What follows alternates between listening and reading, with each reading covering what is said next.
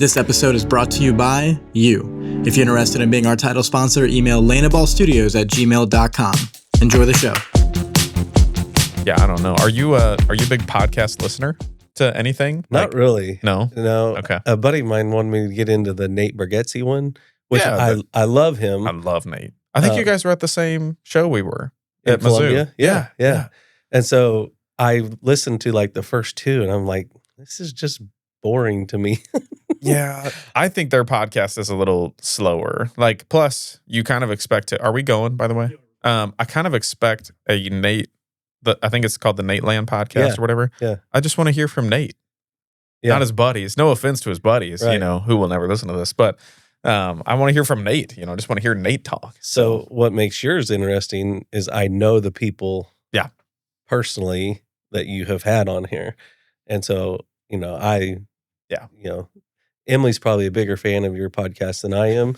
So she'll be like, did you listen to Landon's podcast yet? And I'm like, no. Well, there's a lot of them, especially when we were doing, pick your choice between the Fayette Nom or the weekly one we were doing. And so if you miss a couple weeks of Fayette Nom, you got to catch up probably a whole hour worth of content to get up to it. I've certainly talked about you in one of them. I don't know if you've listened to some of that where you were getting some heat on the internet, and I was just like, folks, you better bring some real stuff if you're actually going to do this kind of thing. But Mr. Doolin, welcome to the show. Thank you for being here. I call you Mr. Doolin because it just like feels inappropriate to call you by your first name. So when the kids do that, it feels real inappropriate. Mr. Doolin or Brent? Brent. Yeah, I mean, it feels like a cuss word. Yeah, absolutely. But Ella does have one friend who likes to call me Brent instead of Mr. Doolin, and it has become an inside joke, so there you go. It became okay, but it feels real weird when a student says Brent instead of Mr. Doolin. Yeah. I don't know. I was Coach Doolin forever, okay. And so, that was the title that kind of became me. I remember playing golf. My cousin and I were playing golf, and one of my players hit a ball, or I hit a ball over in his fairway, and he picked it up, and I was like, "Give me the ball back," and he was like, "Sorry, Coach Doolin." And so for the rest of the day, my cousin was like, "Coach Doolin," Doolin. because my cousin obviously never called me. I was going to say, you probably have more people in your life that don't say your first name than do. Oh yeah, for sure. Yeah, that's got to be an interesting dynamic, but. Well, cool. Thank you for coming on. This is my first podcast back in a while, so I was like, let's just come out and get you on it, especially because I think right now for a lot of people, even just nationally, school is a big topic. I know you've voiced a few things about just like, I think I saw you post a couple months ago where I think you said the school system or public schooling is under attack, or you might have said that. I don't know if it was a quote in a paper, but excited to have you on because schooling's something that I'm certainly interested in. It's been a wild 2026 for you guys, I would assume. Yeah, I at appreciate least in recent history. Yeah, I appreciate the chance just to come on and talk about the stuff that's important, and so I'm excited. Yeah, especially if any of you have been listening to my show for a while. I kind of talk about like the pillars of what makes up our small town, and I've said it's Central Methodist, the business community, and the school district. I think, is there a fourth one I ever talk about, Cody? I feel like it's at least those three: business, school district, central. Yeah, maybe, I don't know. Church is the biggest industry in this town, but at least those three. And so it's nice to be able to talk to you. Obviously, I've interviewed a lot of your staff in my first few months. This summer, I'll get a lot of, school people in here because I get a chance to do it. But yeah, before we dive into all that, one of my biggest questions is like, did your wife know that you were a Putnam County midget before marriage or after marriage? Like, when did you have to tell her about all that? I want to know your story and all that stuff. But you were a Putnam County midget, right? I very proudly. Good. Yeah. So. Most people can't say anything if they went to like Hickman. They were a Cupie. Like, I don't know which is worse, a naked baby or, the Putnam County midgets. But no, tell me about you, where you come from. I really don't know you, and probably a lot of people don't really know your backstory either. So give me the rundown. So I was born in Unionville, Missouri, before the hospital quit doing babies in Unionville, Missouri. So I was born there. My dad was a plumber and electrician. My mom was a school nurse. And so I always joke when I introduce myself preaching at different churches and stuff, I joke and say, I don't play Monopoly. The goal of Monopoly is to get people in a position where they can't pay what they owe. Mm-hmm. And that's a little too real from my childhood. Mm. I remember mom and dad sitting down at the table and, deciding to turn the electricity off, deciding to turn the phone off, and not being able to pay the bills, and it's a little too real, Sure. And so, what do? I become a superintendent, where your job is to pay bills with not enough money. Yeah. Well, you had experience, But I grew up in Unionville, Putnam County, great place to be. I always joke, Fayette feels so at home for me. Unionville has a Casey's and a CJ's gas station. And of course, we have a Casey's and a DJ's. Mhm. I mean, Do you have a DG though? Does Unionville have a Dollar it General? does have they a Dollar do. General. Yeah, Yeah. they do. So A new one. yes. Yeah. Yeah. Yeah. So it's Fayette feels so much like home, and it's 25 minutes from Columbia instead of 2.5 hours. So I love it here. Well, I mean, your town Unionville is what? Kirksville would be your shopping town? Actually, Centerville, Iowa. More people. Really? Yeah. So you go up? Yeah. It's closer to Centerville, and I love Centerville. It's a cute little town. Yeah. Does it have like shopping though? There's a Walmart. There's a Walmart? Yeah. Okay. Yeah. Do you know the McLouths? Ryan McLouth by No. chance? Anyway, he was a CMU professor. I don't know if Ryan's listening to this. Anyway, he is a pastor now in Centerville. So Okay. that's like random connection I have in there. Yeah. Plus we drive through all those places as we go up to Minnesota. So Yeah. I'll never like say it too many times, but I think Southern Iowa and parts of Northern Missouri are really pretty. Otherwise, Iowa's a disgusting state, but there's some Southern Iowa parts that are really, really pretty and hilly and valley stuff. So, Yeah. But yeah, you go north. Okay. Anyway, keep going. Well, so growing up, you just were told to be proud of the midget. You're going to have to tell you that. There was never a question, and I was very fortunate when I came through high school. We were pretty good. I was a mediocre athlete. Sure. I was good enough to play and be on the team, but I was not the leading scorer or starter. Yeah. How big was the school? So when I was in high school, my graduating class was 54. Okay, that's pretty good. So we'd be happy with that right now, right? Correct. Yeah, very similar. And so we were good in football, we were good in basketball, we were good in baseball. I was fortunate to have a lot of success in athletics because of the guys around me. Yeah. And so it was fun on Friday night to think about, some of the schools being nervous that the midgets were coming to town, and that. Didn't they have a good year this year? Yeah. Did Fayette go and play them? Is that right? No, Fayette didn't. They hosted was it a regional game this year? Didn't they have a good football year? Putnam made it to the state championship. That's right. Yeah. And they lost to Tipton, who's in our conference. That's right. That's right. So yeah, and I went to the game, got to see all my high school buddies that were there. Cool. Yeah. So they still have 11-man football, basketball, baseball. Yep. So they've got all of it. Okay, sweet. Golf. Yep. Golf and track. Is there a golf course up there, or where do they golf? There is a golf course. When I was growing up, it was sand greens.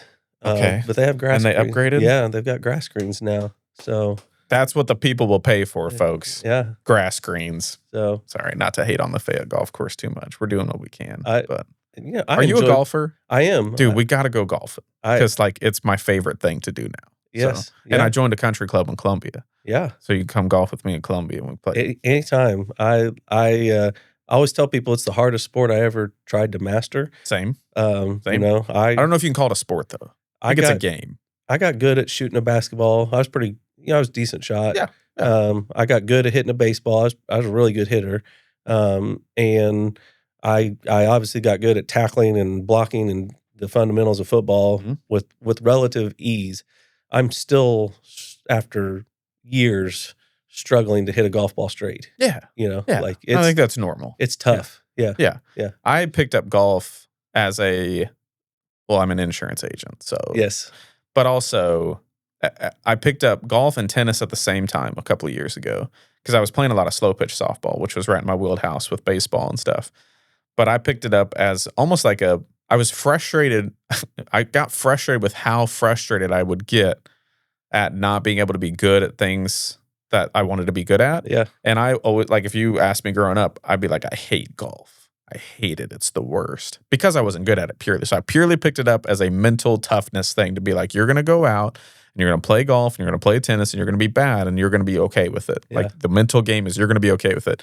And then all of a sudden I've gotten pretty good at it where I'm having fun. And then I don't have a halfway mode. So of course, like last year I bought my own set of clubs for the first time.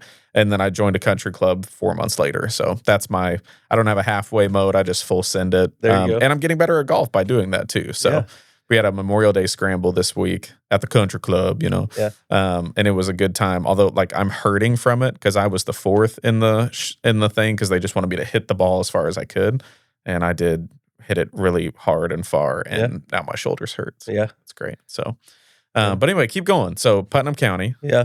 So all growing up. Yep, born there, lived there in town, Washington Street. Graduated high school in 1995.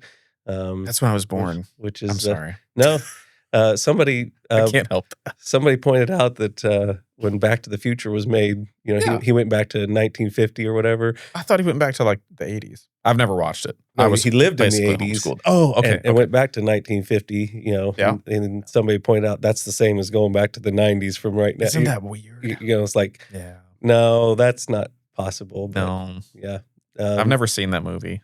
Yeah. My mom won't allow me to watch it. So Michael J. Fox is were you raised wholesome. that way? How were you raised? Like Christian home, non-Christian home, Veggie Tales, or you know? Christian home, too old. Veggie Tales was before your time. My bad. My bad. Yeah. Looney Tunes was what. Okay. We would never be allowed to watch that. Looney Tunes didn't age well. Yeah. Jessica Rabbit seducing Bugs Bunny. Yeah. No, we ain't watching that. Yeah.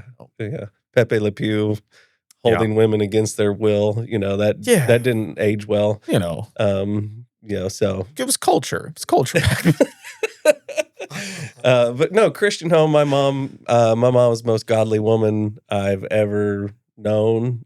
She passed away pretty young. She was 65, and she had polio when she was less than 2 years old. She was like 18 months old and was in a iron lung with polio. And so post-polio syndrome took its toll on her body, and so she passed away at 65. But she was the most godly woman and had me in church, had me and had me developing my own faith, and so she was the example. Dad wasn't active, but he was a believer, and he probably developed more faith towards the end of his life than what he displayed when I was a kid. And I'd take a little bit of credit for that. I went to Bible college in Moberly. Cool. And graduated with a Bachelor of Religious Studies. I graduated with a Bachelor of Arts in Education for business education. So it took 5 years, but I got 2 4-year degrees when I went out. And when I was in Bible college, that's when I really kind of hammered my dad about loving the Lord. And I had to teach my dad how to say, I love you. I mean, those words didn't come out of his mouth when I was a kid. Yeah. The way my dad said, I love you, he would say, I wouldn't trade you for $1 million. And, that was the closest he would come to saying, I love you when I was a kid, And when I got into college, I was like, you need to be able to say the words "I love you," and so and at least give a side hug, maybe. And so he was hard and disciplined, and his parents didn't tell him they loved him. They were hard, and different age, but he got to where he would say the words "I love you," and he softened quite a bit towards the end of his life, and I think his faith grew quite a bit. There in the last few years. So yeah, is there a good church up there? Yeah, First Christian Church. Okay, is that where you guys? That's went? Where. Yep, I was a member.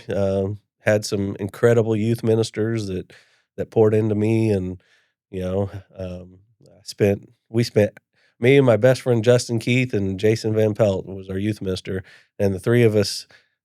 I'd hate to know how many hours we spent hacky sacking in the junior church sanctuary. Tall ceiling. Hacky sacking. Tall ceiling. You could kick that hacky sack as high as you wanted. Yeah, that's a game I'll never force myself to be good at. Could you do it now? No. No. I'm 49. Well, my knee hurts sitting in this chair. I don't feel like it was that, athletic of a game, but yeah, I like soccer. I could never pick up, but I was really good at playing defense with soccer. But yeah, my mom never made me play soccer or anything. Yeah. But, Christian church, First Christian Church, not a Church of Christ. Right. Difference. Yeah. So there was music at your church. Yeah. Okay. Yeah. Okay. Gotcha. Yeah. Well, when did you meet your wife? So, Emily and I both attended the Bible college in Moberly. Cool. Did you play ball at the Bible college? I did. Sweet. I'm a dual sport collegiate athlete. In case you didn't know. What is that? Division 4? What does that count? They actually are a part of the National Christian College Athletic Association. So NCCAA. Well, you got to say NCCAA. Yes. NCCAA. Yes. Got to make it sound cool. Yeah. Okay. So that's probably only one. There's probably only one of those.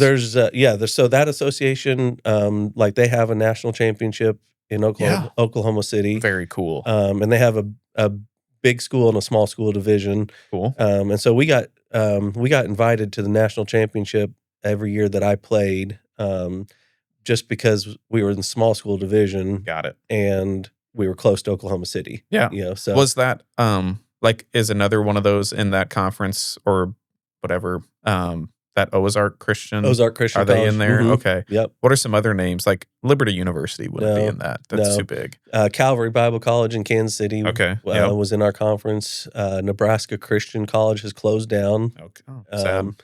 Yep. And then Grace University was in our conference. Grace University was in Omaha, Nebraska. Okay. And then Faith University was in Ankeny, Iowa. These people didn't even try to name these schools. That's ridiculous. Is there a Jesus University too? Come on, folks. Grace, Faith. The powerhouse back then was Lincoln University out of Lincoln, Illinois. Okay.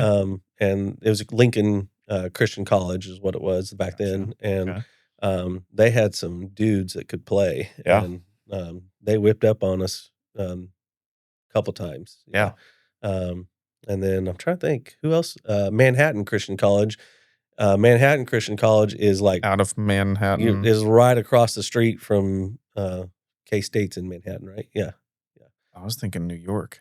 No. Okay. Yeah. Manhattan, Kansas. Yeah. So many states that have different. Yeah. I was really bad at geography. But there is a Manhattan, New York, right? Yeah. Okay, so I'm not crazy. So right. I played basketball and golf. So dual sport. Oh, that's awesome. Dual sport. Wait. They have a golf team? Do they still have a golf team? I don't know if they still do. Dude, I'm going back there. I'm going to go get a degree from there and play golf and say I played college golf. I don't know if they still have the golf team. They cut it my junior year. I was the coach and a player. Awesome. Because we didn't have a coach. And so then they were going to cut it.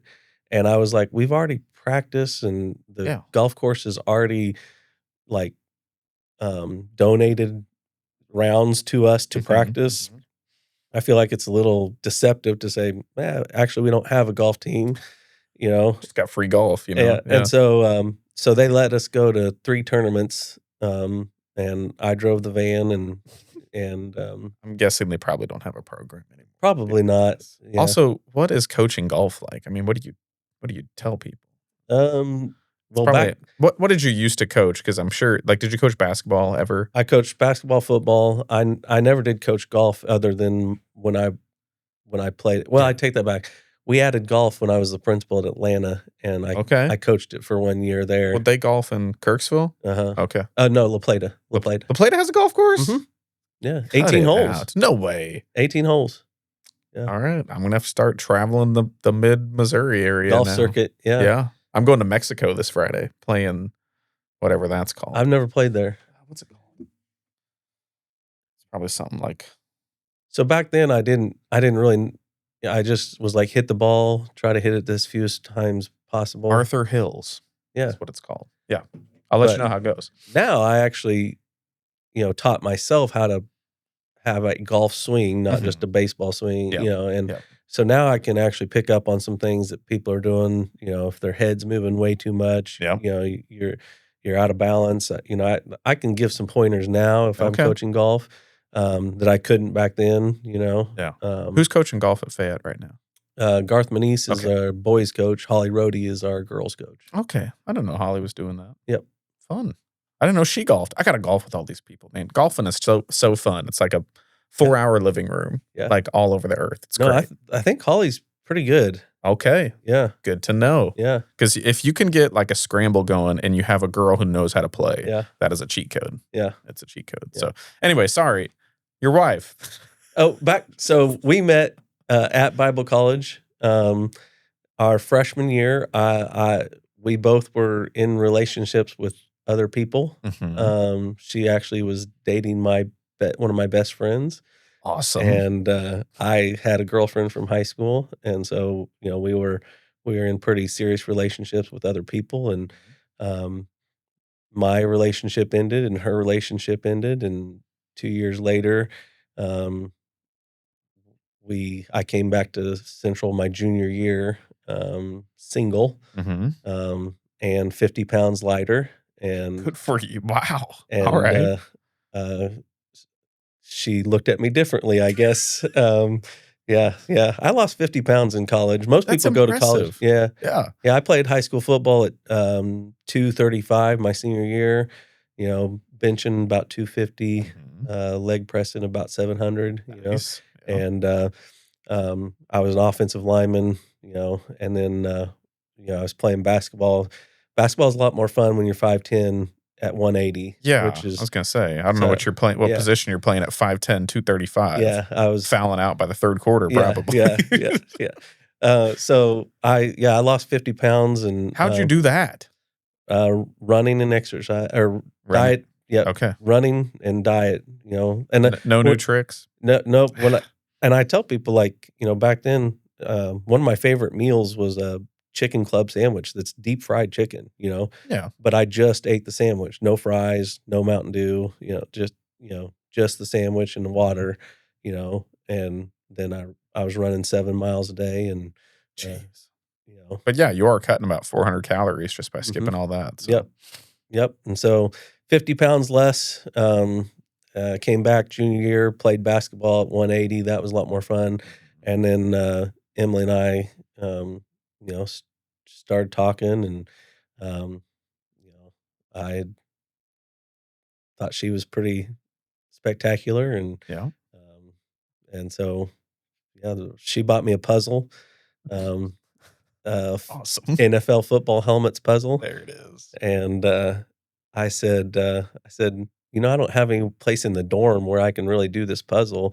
Why don't we do this at your parents' house? Because she had moved out of the dorm back to her parents' house. So she from Moberly? Yeah, she Okay. lives in Moberly, or her parents do. And, I was like, "We could do this at your parents' house and do it together." Yeah. And she was like, "Okay." So we did an NFL football helmet puzzle that she bought me, and, the rest is I mean, was it like a 5,000-piece puzzle? oh, no, it was 'Cause that's the move. They're like, "Hey, you wanna spend time to do a puzzle together? This is the hardest puzzle I've ever done in my life." No, it was extrdon't extremely easy, and it took Okay. us way too long to do it because You were stalling. Yeah. Yeah, you're stalling. Yeah. Yeah, I don't wanna finish this puzzle too Yeah. quickly, You're like, Yeah. "Should have brought a harder one." Yeah. So, my wife and I can't do puzzles together, because I'm too competitive, and for her, it's definitely a relaxing, like, Mhm. ritual. So, like, if I, like, get a piece, like, I'll, like, tap it 3 times, like, "Got it," and then I'll, like, flex on her, and Yeah. she's like, "This is ridiculous. You're terrible at this." Yeah. But, whatever. I'm really good at finding all the edge pieces and laying them out, and then I've got about 10 minutes of attention span, and then I'm done. So, anyway, so she was going to Bible college. Yep. What was she doing there? So she got her degree in deaf interpretation. Okay. She did her internship up in Iowa School for the Deaf in Council Bluffs, Iowa. And so she used that degree once. She was the para for a deaf student, and then hasn't used it since. She's been a pharmacy tech and a teacher at a Christian school in Macon, and Mm. then now the middle school secretary here. So Okay. Well, yeah, give me your career trajectory from you guys graduate Bible college around the same time, I Yep. assume. Yeah, walk me through your marriage and career trajectory from there. So when we first got married, I still had one more year and student teaching to do. So we lived in my parents' basement, just like newlyweds do. Yeah. Yeah. My parents' basement. People need to have that ethic more, in my opinion, though, because, like, were you ashamed to do that? No, my parents' basement was a walkout basement. It had a kitchen. And it was free. It had a kitchen, a living room, a bedroom, a laundry room, and a bathroom. Yeah. And for newlyweds, That's all you need. that's all you need. Yeah. And a door to, go outside Right. without seeing your mom and dad. Yeah. So we moved in there or she moved in with me and I finished the last year of school of my student teaching. And then I got hired as the business teacher at Cahokia, Clark County, as far northeast as you can go in the state of Missouri. Okay. Wow. Like by the river? Yep, up there. Yeah. So Really pretty up there, too. Yep. I don't like saying nice things about Illinois, but like all through like Rock River and that Yep. area, it was really, really pretty. Yep, Nauvoo is a really interesting town up there. Yeah. Okay. So we started, or I started my teaching career, taught and coached football for 7 years. We served at New Testament Christian Church in Keokuk, Iowa. And so we drove from Cahokia to Keokuk every Sunday, and she was on the praise team, and I ran sound. And She can sing. oh yeah, Has she's she ever told anybody at Faith Family that? a couple people know. She plays piano. Okay. and she can sing. Yeah. The girls definitely get their singing abilities from her. Nothing from you. No. You can't sing? Have you tried? So We could sing some right now. if you put a really good singer right here in my ear, Yeah. then I can You can match I them. kind of match my voice to whatever they're singing. But Mhm. if I have to just start a song all on my own, it's 50-50 if we're in the right key or if I'm singing the right note, Yeah. there's no pure talent there. It's just like I can blend in with good singers. Yeah. Which, as a dad, there's a lot of pressure for happy birthday. Like, we have to start that. Yeah. Yeah, there's a lot of pressure on Yeah. that one. I never know which, like if you start it too high, start it too It's- low. yeah. So you just kind of be like, and then hope everybody gets into it. Yeah. Get everybody in there. No. So the girls get their talent from her. But we were there 7 years, and then Gracie was born in 2004. And so I taught for 3 years, and it was just getting to the point, once you have kids and it's like you're providing, and the natural progression in the education world is to move into administration. Mhm. So I had finished my master's degree And administration? in administration, and so started looking for principal jobs and ended up in Atlanta, Missouri. I was there for 4 years, and then moved over to Brashear, which is Adair County R2, and I was there for 6 years at Brashear as a K-12 principal, and my fourth year at Brashear, I got myself elected to the Northeast Elementary Principals Association president. And so I was in charge of all the area meetings and uh, met Christina Heat and Cherry Huster at the Northeast meetings and started, collaborating, talking to them. And so they both started going, you need to move to Fayette. You need to move to Fayette. You need to move to Fayette. Why did they start hitting you like that? I mean, were you thinking about a change or? So, but I actually thought I was trying to get superintendent jobs by then because Okay. I'd been a principal. By that time, I'd been a principal for 8 years, Yeah. And so that's what I was really looking for was a superintendent job. And because we lived in Macon, my daughters went to Macon, and I was missing, I was in public education job and missing my daughters, like Gracie had 6 band concerts from, 4th grade through 7th grade. And I made it to one of them, because I was supervising a baseball game or Whatever. At a different school, And so we were trying to get our family all in one school district, one community. And I was like, superintendent job is the way to get that done. And Yeah.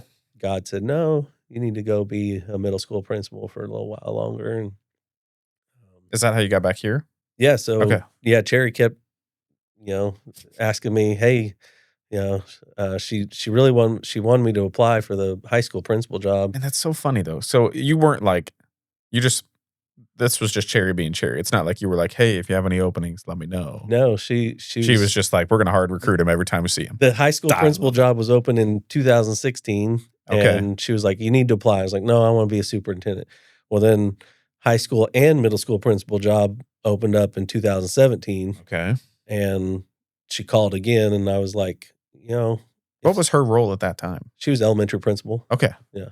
Well, Just actually, she out was here recruiting. she was K-8, Okay. and she That's wanted right. she wanted the middle school to be separated and Yeah. go back. Who was superintendent at that time? Dr. Kimball, That's right. Tamara Okay. Kimball. Yep. Yep. So moved here in 2017 as the middle school principal, and Mm-hmm. the district was broke back then. I don't know if you realize that. I mean, is it still broke? No, I feel like it's always broke. we're very healthy financially right now. Okay. Yeah, I did not realize that. So I graduated in 2013, and then this explains this window of not knowing you guys because I moved to Minnesota at the beginning of 2017. Yeah. So you guys came in right when I left. When you guys left, yeah. Yeah. Well, talk me through how broke. I mean, what happened? What are we talking? So in 2017, moved here as a middle school principal. The district, we were at an 18% fund balance. 2018, it dropped to like 12%. We were Explain what that means. A fund balance percentage. Yeah. So the fund balance percentage is the amount of money you have in the bank divided by your total operating costs, which is funds 1 and 2. Okay. So basically, it's a percentage. If all state and local money stopped coming in every month, how long could you keep paying the bills? Mm. And 100% would be all year. 1 year. Yes, 100% would 12% is 1 month, basically. Basically, yeah. Yeah. Wow. And so, we that's bad math, everybody. Sorry, it's more like 8%, but anyway, a couple of months maybe. Yes, we had to take the district had to take a TAN. It's a tax anticipatory note. That's a loan from the bank in order to make payroll in 2018 and 19. Wow. How did we get to that spot? The biggest cause would be the fact that there was no tax rate increase in the operating levy since, I think that when we passed the one that we passed in 2019, that was the first thing that Mrs. Wiseman and I did when Dr. Kimball retired. We pitched the board don't replace the superintendent, give Miss Wiseman and I the duties of superintendent. So she took a title superintendent, kept her curriculum director job. I took a title assistant superintendent, kept the middle school principal job, and we divided up all the duties of the superintendent role. Sure. Okay. And that saved the district about $100,000, right? One position right there. Nice. And we were so broke that the board was like, do it, no brainer. Sure. Yeah. So we did that, and one of the first things we did was we ran a 77-cent increase, tax levy increase in 2019. Yeah. And that was the first. I want to say they hadn't passed one. I want to say it was 1999 the last time one was passed. So what you're saying is you're not necessarily saying that property tax values had not been adjusted in that long. No. Although they haven't really been adjusted very well. Property taxes were adjusted, just the tax rate that it was static. Right. It was not moving up. And right. So one of the conversations over the last year, especially around the whole sales tax, property tax thing with the EMS was, we haven't really seen property tax assessments move in a positive direction, which is great for people who don't want to pay property taxes. And then there's a lot of those same people that be like, why doesn't every school have money? Why aren't our streets fixed? And it's like, well, that's part of it. Yeah. But what you're saying is you guys passed something to draw more of a percentage. Correct. Got it. Okay. Yeah. So like right now, the tax rate is 4.9962. Okay. And $4.22 of that is our operating, and 77 0.7762 is our debt service to pay the bonds that Yep. that we have. Yep. And so the bond that you guys just renewed. so we just passed the 2 million one. The 77 cents that we have will pay that. Yeah. We don't have to raise it. Sweet. It'll pay. It generates enough revenue to pay the 2021, the 2023, and now the 2026. So, Good. yeah. So, we were broke, and the district, was in financial strain. So the board said, "Let's do it." And Miss Wiseman and I did that, for 3 years till 2022, and then she retired, and then they moved me across the street, and I took over. So Yeah. this year, just to give you a reference, we'll finish this year probably right under 51% fund balance. Okay. We're probably 50.7 somewhere in there, just depending. And where do you want to be? Like, So the board goal is 22% fund balance. That's the board goal. wow. And you're not considered financially strained until you get below 10. So even at 12%, we weren't officially classified as financially strained. But I'm telling you, especially if you went 18, 12, the next year you're going to be 7. Yeah.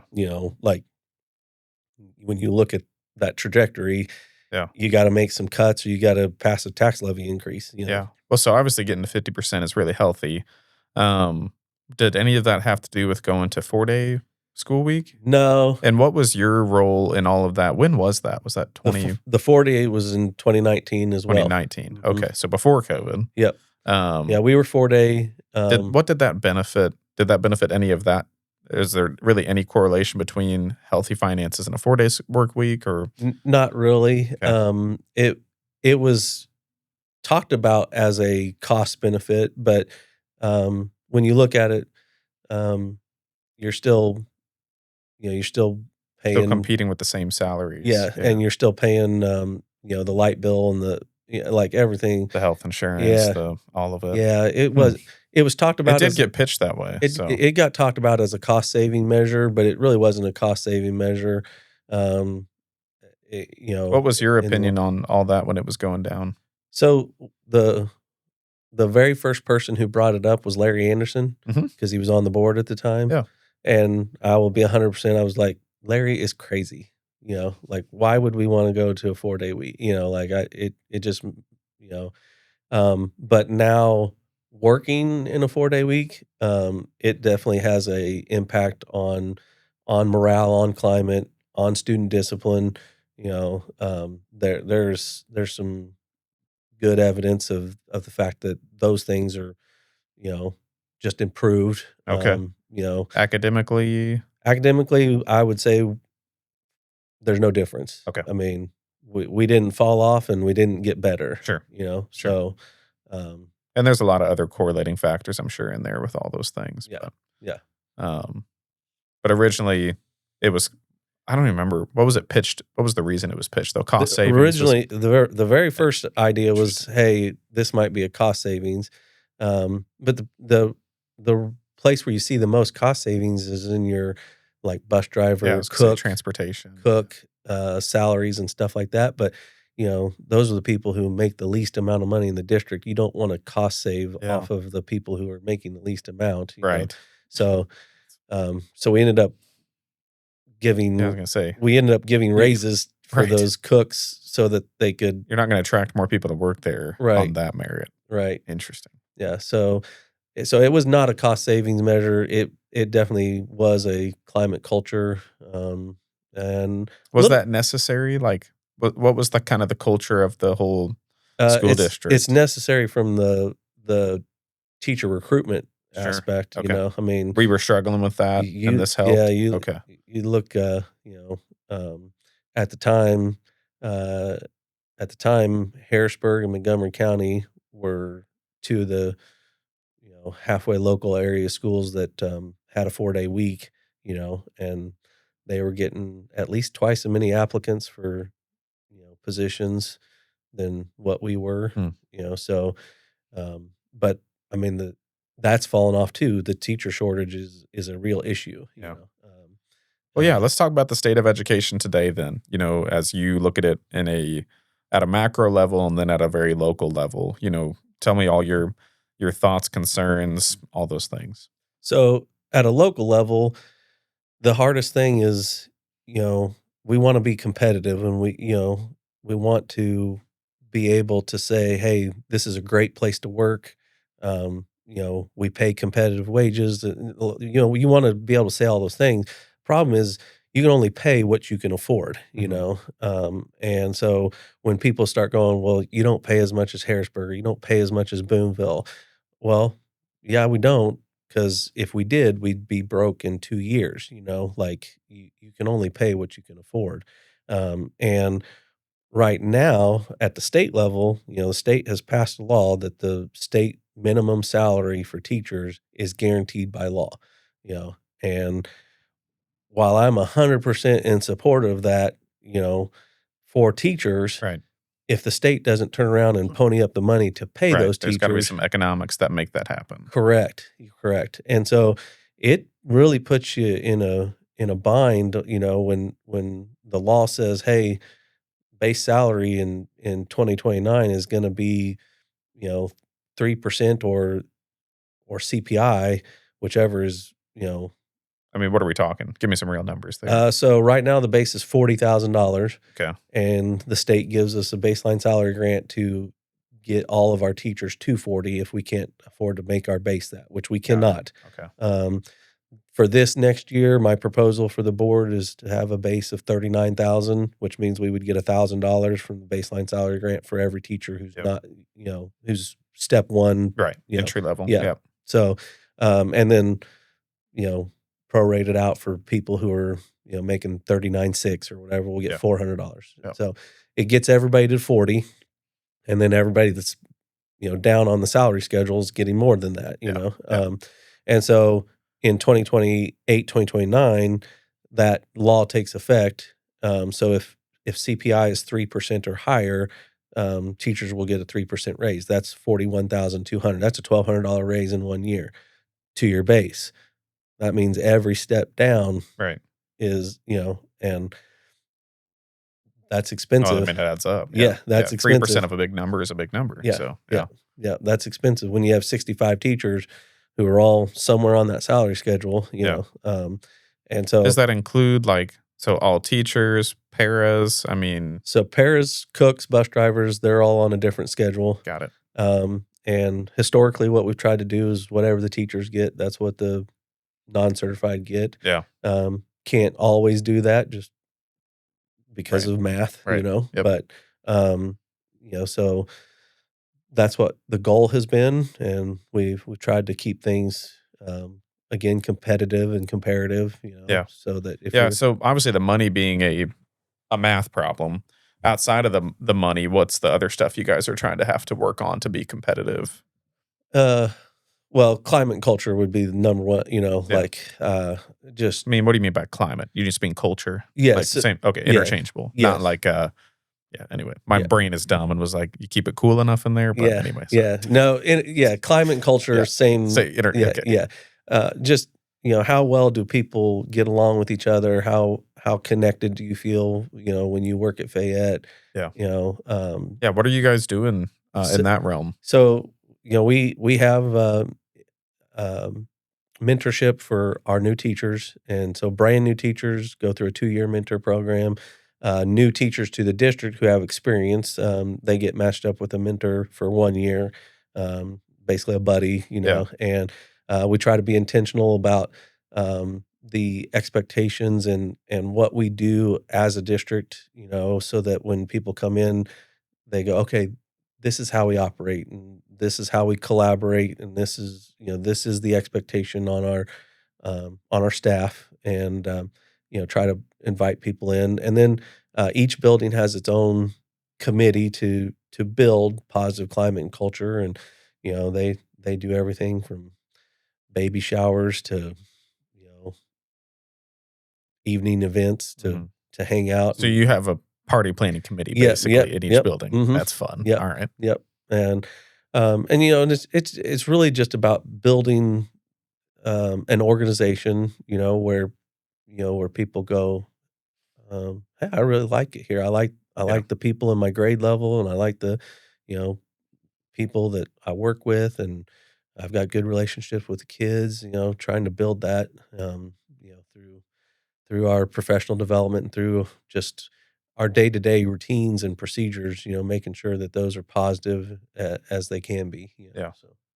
Um, do you feel like well, obviously, like I paid attention. I don't know where we're at now, but a couple months ago there was 12 open teaching positions, or maybe it was 12 coaching positions and 9 open Mhm. teaching positions.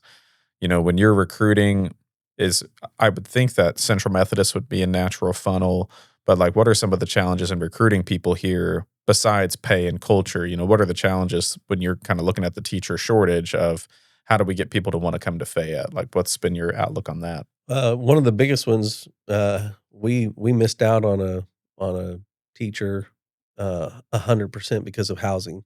Hmm. They wanted to come here and were interested in coming here, but couldn't afford rent by themselves, couldn't afford rent in Columbia by themselves, Hmm.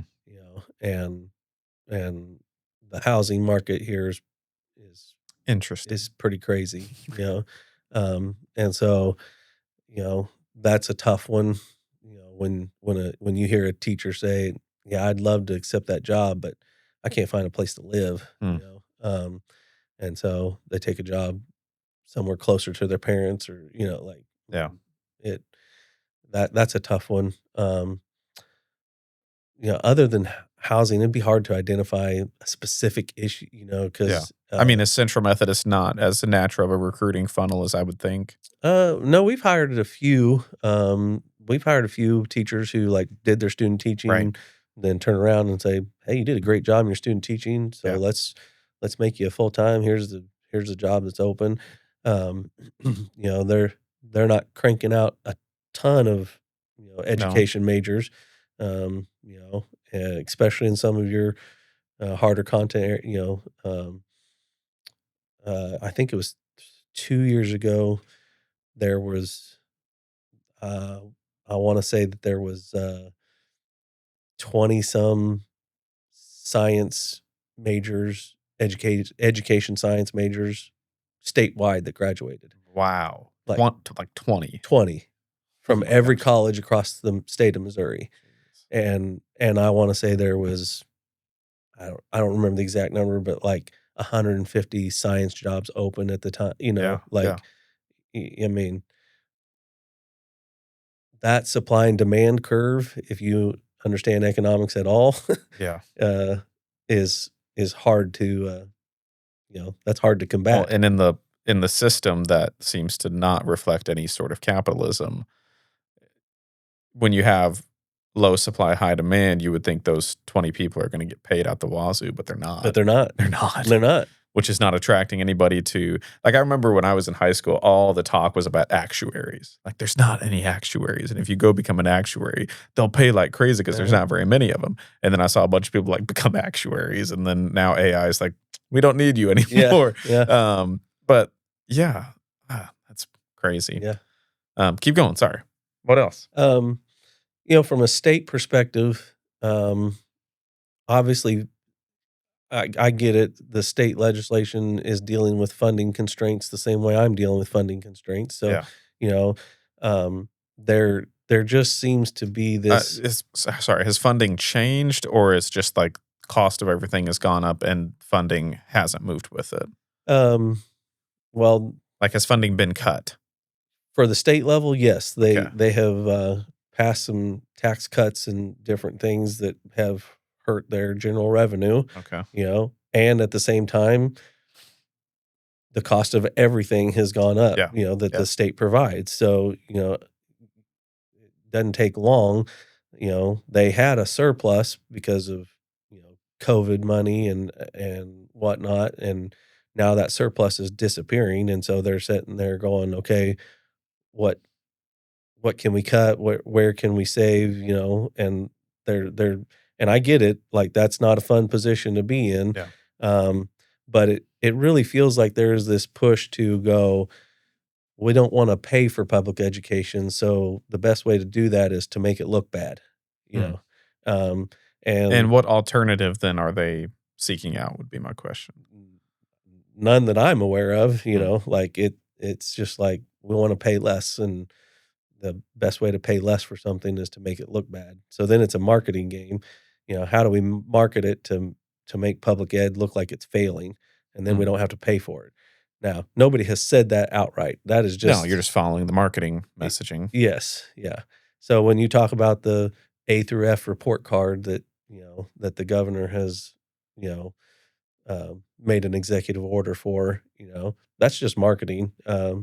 mean, if they use the numbers that I was looking at, um, you know, almost 70% of our schools will have a C, D, or F. I mean, What's the report card on? Academic performance? it's not been developed yet, so I don't. Oh, fun. Uh, Nice. Love the that. the one I was looking at Yeah. would go off our APR scores. So Well, I um, watched you shared something about like the budget tool of something coming up in Missouri where Fayette will lose a certain amount of yeah. what is that? So the state foundation formula is what drives the amount of money that the state gives to public education, Yeah. and it's written into law. But and right now the formula says that the state should be paying $7,145 per student to schools. Well, you don't get $7,145 because the formula is adjusted by your local effort. So basically, the more local effort that your local community gives you, then the state goes, okay, then we don't have to give you as much. So, Interesting. um, Meaning local effort, meaning like contributions, donations. no local effort like your local taxes. Oh, okay. You Got know, it. so Got it. so it it's set up. The formula is set up to kind of even out across the state your more affluent schools Yep. with less affluent school. Yep. So Yep. Yep. they're We in don't need to give this super rich county a ton of money because Correct. yeah, got it. Yes. So it's set up that way. But the SAT, state adequacy target, is in that formula. That's where that $7,145. Um, they are not going to pay 7,145 this year. This year's probably going to finish around 6,900. Okay. For my 26-27 budget that the board will approve in June, I put 6,745, 6,745 as the SAT in my budget. Hopefully by next June, we're coming in above that and we'll get more money than what is in my budget. Okay. That is a conservative number. I've done that every year. I've done it I've probably been too conservative, and it made me off to the good. I was not accurate. Sure. But yeah, if you're going to be accurate, you want to be accurate. Yeah, Yeah. yes, yeah. So a few years ago, in 23, I was off to the good, almost $900,000. Okay. Like And what does that mean to be off to the good? Like, did students receive different resources because of that, or what does that mean? no, at the end of the year, I had estimated too low of an SAT, and it came in way better. Right. So we But got like, more. what does that mean? Like, that didn't change the student experience at all by you Correct. guessing Correct. low. No, it just we banked more money that Do you get to keep that money and then like for the next year. pay more people, or what is the Yeah. like the Yeah. thought? Yeah. So for the next year, it just rolls in. That's why we have a 50%. Surplus. Yeah. Yeah. Or not a surplus, Yeah. I'd call it, but No. 6 months emergency savings. Yeah. I should Yeah. call it. Yeah. Yeah. So, but I don't want to be. I don't want to just bank money. I want to be accurate and in budget accordingly. And if we can afford to give raises, we need to afford to give raise. Yeah. If we need to, you know, purchase something for a classroom, Yeah. I want to be able. I want to be accurate. Right. And it's hard when you don't know what that number is going to be. So the difference between 7,145 and 6,745 um, in the SAT in my budget is roughly $280,000. Yeah. So um, So you kind of get that. If That the 7145 number is determined at the end of the year. Correct. Got it. So Correct. you're guessing at the beginning. Yep. And hoping that you Yep. stay short of that and Yep. not you don't overshoot it. Okay. Yep. Now I'm tracking with you. And DESE pays us. DESE starts out conservative too. It seems dumb. Why do they make you guess? This is like our taxes. Just tell me what the tax bill is, right? They know what the number is. They make me file our taxes. Why does the system make you guess at first and then Because they're also guessing on their revenues. You know, they don't know how many lottery tickets people are going to buy. They don't know. You know, they're guessing on their revenue. Their revenues are an estimation as well. So when the revenues don't come in, then everything starts getting adjusted, you know, and then ultimately the governor can line item deduct at the end of the year to balance the budget. So you never know until the end of the year what your SAT is going to be. Yeah. Speaking of lottery tickets, did the sports gambling thing, have we seen any benefit from that? No. Will we? I don't know. The first month. Was that a scam? Well, not a scam. That's a strong word. What I've heard is that when they give these different revenue types, they're just going to shift budget and put that burden on something new and then take that and shove it somewhere else. Correct. Is that kind of what's happening? Yeah, it would always have been supplanted money. We never would have had a windfall from gambling money. It just would have been, okay, the gambling money from the state level that can take the place of this money. Now we can move general revenue over to something that was else. the pitch, though. That should not be allowed in campaigning. The whole pitch was save Missouri schools. My hero, allow Ozzie sports Smith. Gambling. Yeah. My hero, Ozzie Smith, was one of the guys. Doing backflips on a commercial. Come on. No. So the first month, I had the numbers. I wish I'd have brought those with me. The first month, they had the number of sales and then I can look it up. The actual revenue that was brought in, and it was laughable. I sent it out to the district, to the teachers so they knew. Yeah. It was laughable. Like, did you get something? Yeah, but it was just like, it was laughable. Let's have a pizza party. Yes. Yeah. Okay. Yeah. You like that, Cody? There he is. He's in there. Do you guys think it's that it didn't drive enough revenue? Or do you think that money is maybe going? No, they just shifted it.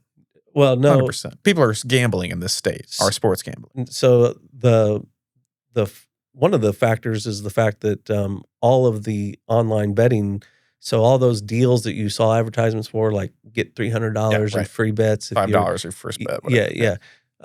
They were able to take those freebies as losses, so then it adjusts what their income is and what taxes they owe on that, because those free bets were a loss, So as the free bets, which if they're all matching, if the free bets wear off, I hate our country right now. Just kidding. I don't hate our country, but good Lord, I really don't know the overall impact it's going to have. But even if it does start generating more revenue, it'll just be supplanted, at the state level. Goody. Yeah, we won't see a windfall. But we know a lot about false campaigning around here.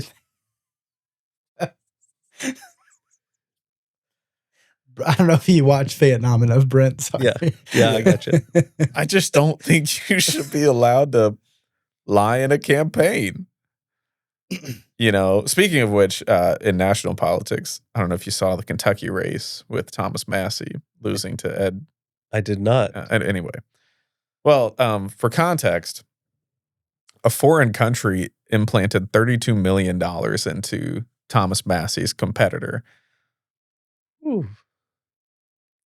And if I told you that was Russia, you would say communism. You would say that's not cool, right? Right.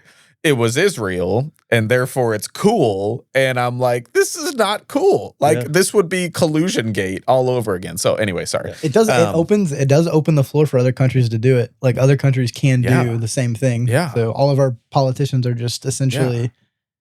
I mean, they're prostitutes. Yeah. Well, anyway, this isn't Brent's sorry sauce, I don't think. So it's we haven't done a Vietnam in a while. We need to get that energy out when we do that. No, there's a certain level. You follow the money, because there's two big donors in the state of Missouri who are definitely anti-public education. Is Kroenke one of them? No. No? Okay. I'd rather not name them. Oh, that's fine. Yeah, but we don't want to get a target on our back but here.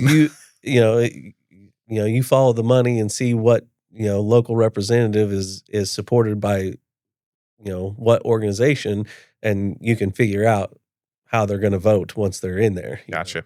Yeah, talk to me about, I think you either said it or you posted it, or made a comment in the paper at some point about just like this idea that public education is under attack. Yeah. Did you say that? Yeah. So what do you mean? Like the A through F report card, it has nothing to do with really, grading a school district. It has everything to do with marketing us to look bad. Yeah, but like, what's their alternative?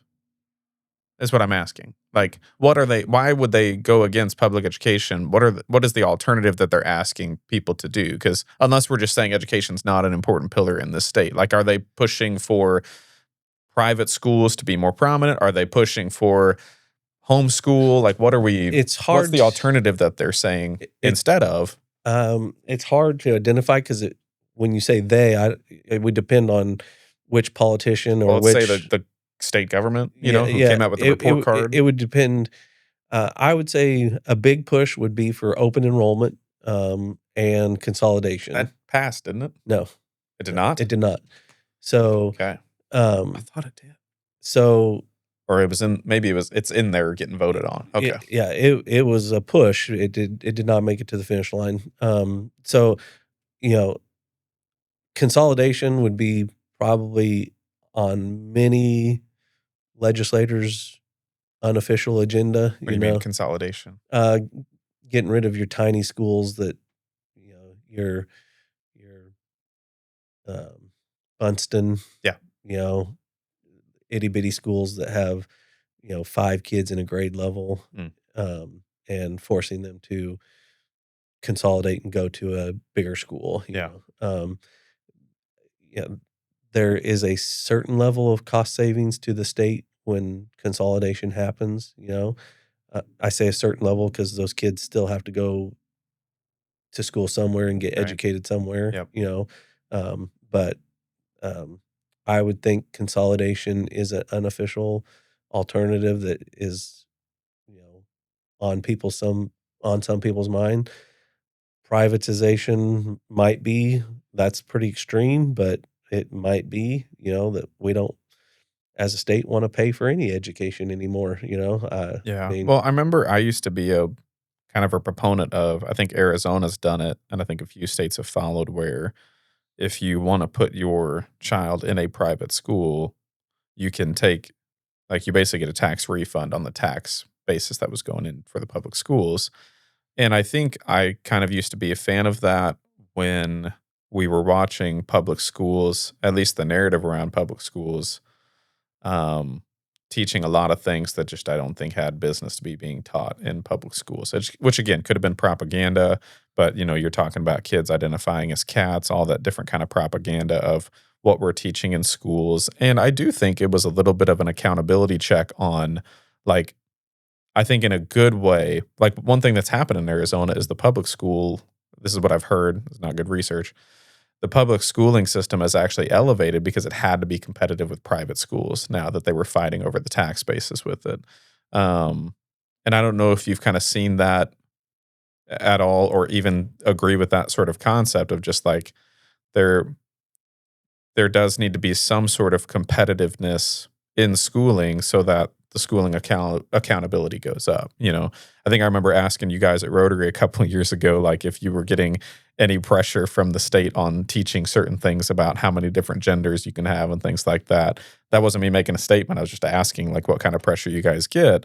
But I think that's where some of that started for parents, was going like, if I'm going to dump, $2,000 of my tax money into this, I don't want my kids having this. I don't want my kids experiencing this. So, so you're not seeing a lot of privatization push from Missouri yet, is what you're saying. Yeah. But what's your thoughts around all of that I just said there with, like, competitiveness? Because we've talked about competitiveness and cost and culture and climate. What about just in academics? Yeah. So competitiveness is good if the rules are the same for everybody. If I'm supposed to compete with a school who can say, yeah, I'll take you, but no, I won't take you. What do you mean? Student? Yeah. Okay. Yeah. Like, because of whatever. Yeah, if they're private, they can reject people. Yes. Like here at Fayette, if you live inside our district, I, by law, have to educate you. Yeah. And then I am accountable for your education. And so if you're a 32 ACT, bright flight, brilliant genius, I get credit for that. If you're, a student with a learning disability that, can't spell your name and your name's 4 letters long, I also get held accountable for that, and I can't say, yeah, I'll take the 32 ACT kid, but you go find your education somewhere else, so. And we don't want that either. But we don't. That's the competitive, right. like. You're not, but we're not saying that's what I'm just making sure that we're on the same page going, you're not saying I don't want a system that allows people to reject people that aren't good enough. Right. I don't want that. But that's the it may be the unintended result of some of our current accountability practices. Yeah. Is you're sitting there giving a standardized test to a kid who, shouldn't be taking one. Yeah. And so, it's no surprise when you got a kid with a learning disability who struggles to read, who then ends up below basic on a standardized test. I don't really even need the MAP test to go, yeah, this kid's got a learning disability and is struggling to read. How far can we get them and grow them, and what kind of future can we set them up for?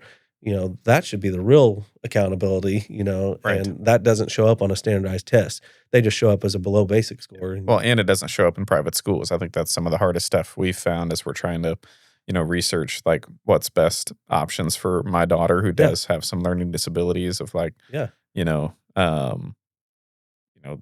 there's no private education that seems to have any space for special needs. Yeah. Is what I'm finding. Yeah. And I think that's the scarier part there's obviously a line between like accountability with public education, because I'm sure you would agree there's been some stupid stuff find its way inside of your own doors, I'm sure. Cultural influences, whatever.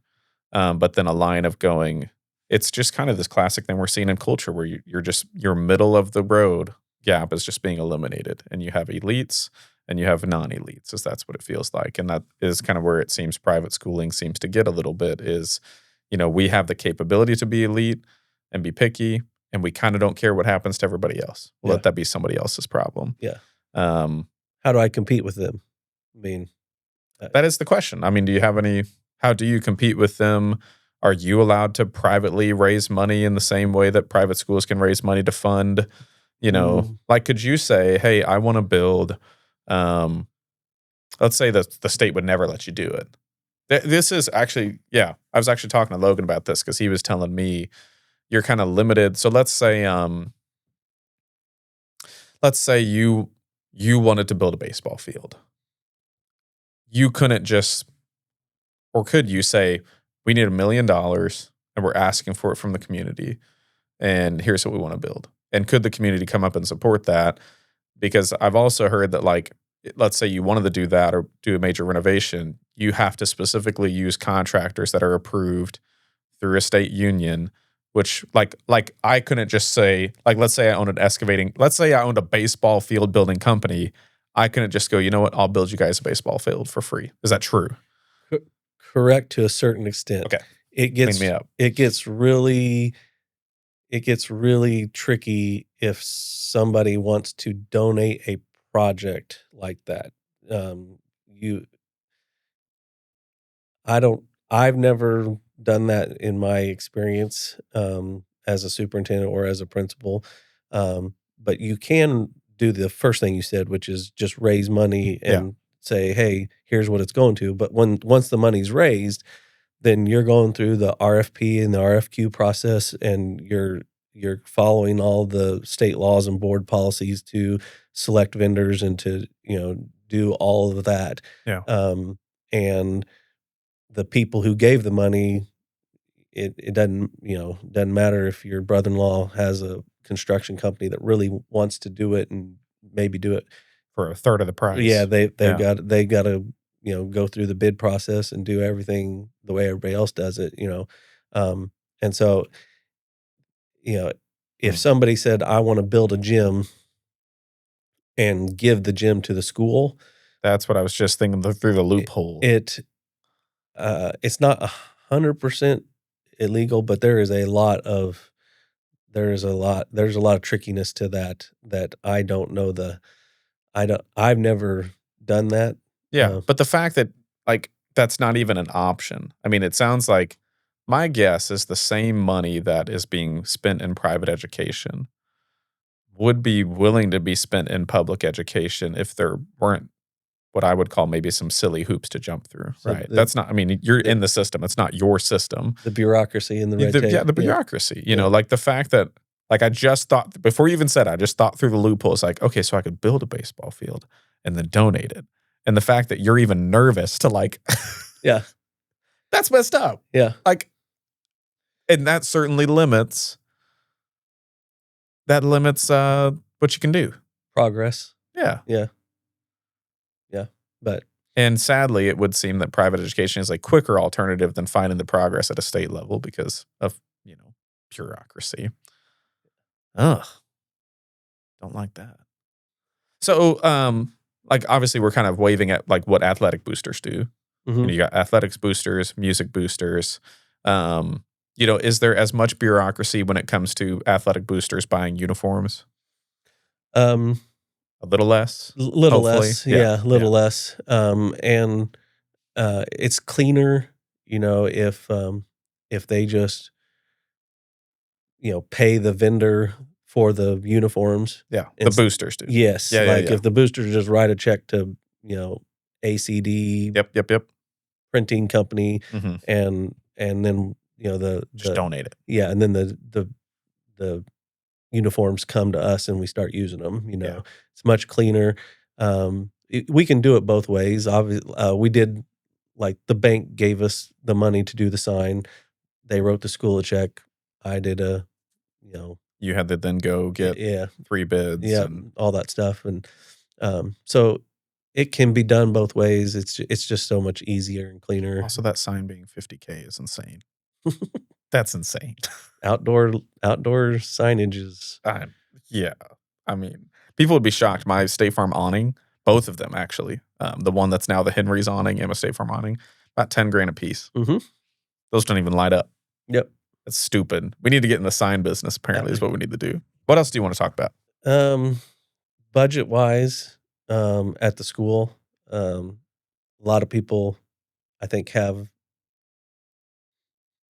misconceptions, and so we we are obviously at a 50% fund balance, which is incredibly healthy.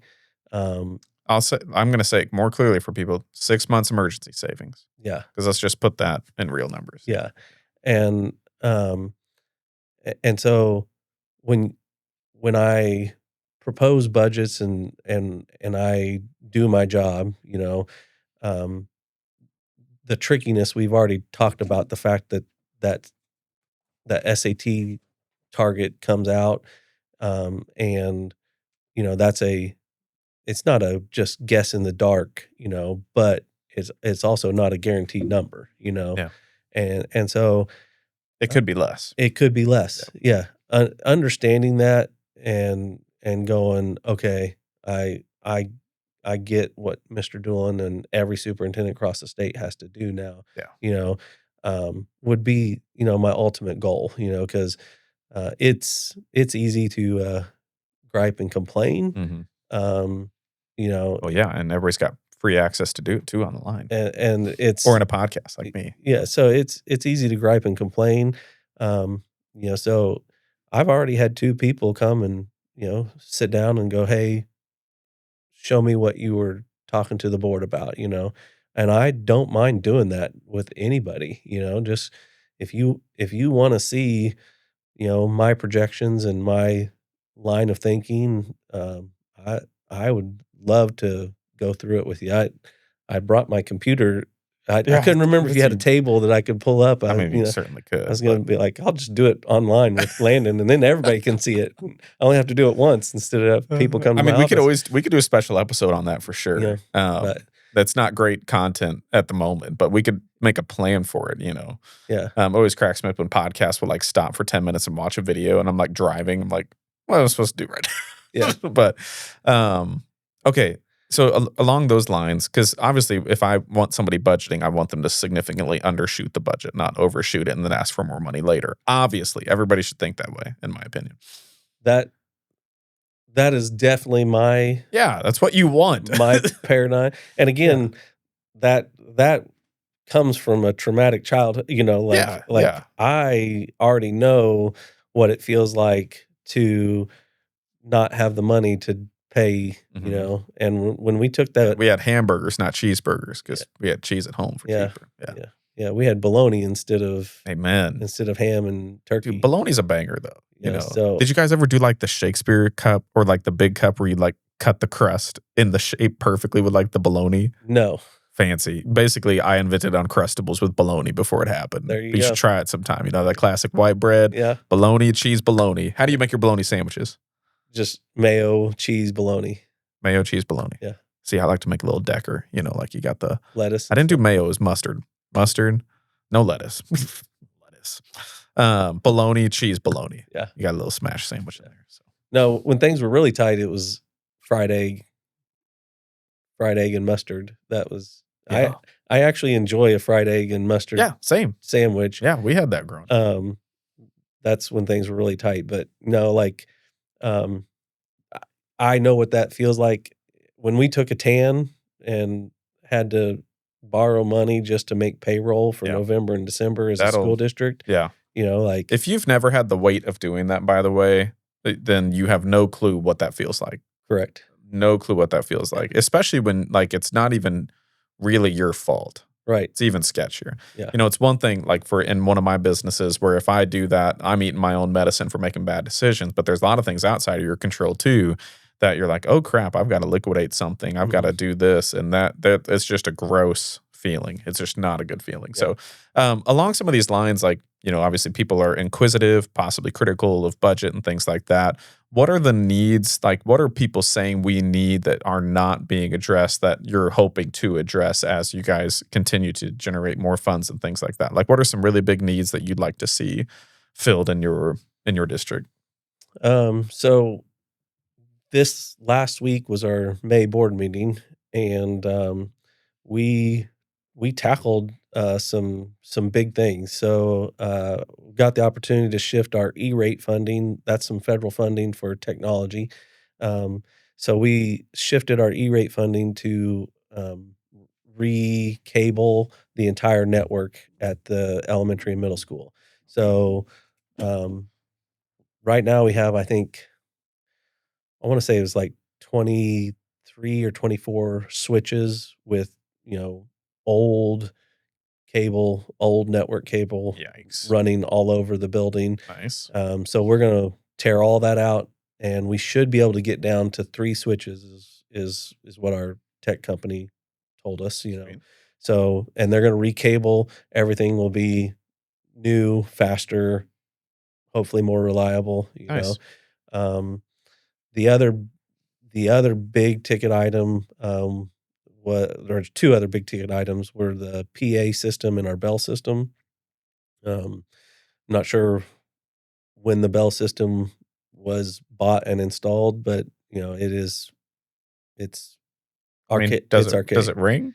It rings through our PA system, Mhm. so it's chimes. It's not an Sure. actual Yeah. bell, Yeah.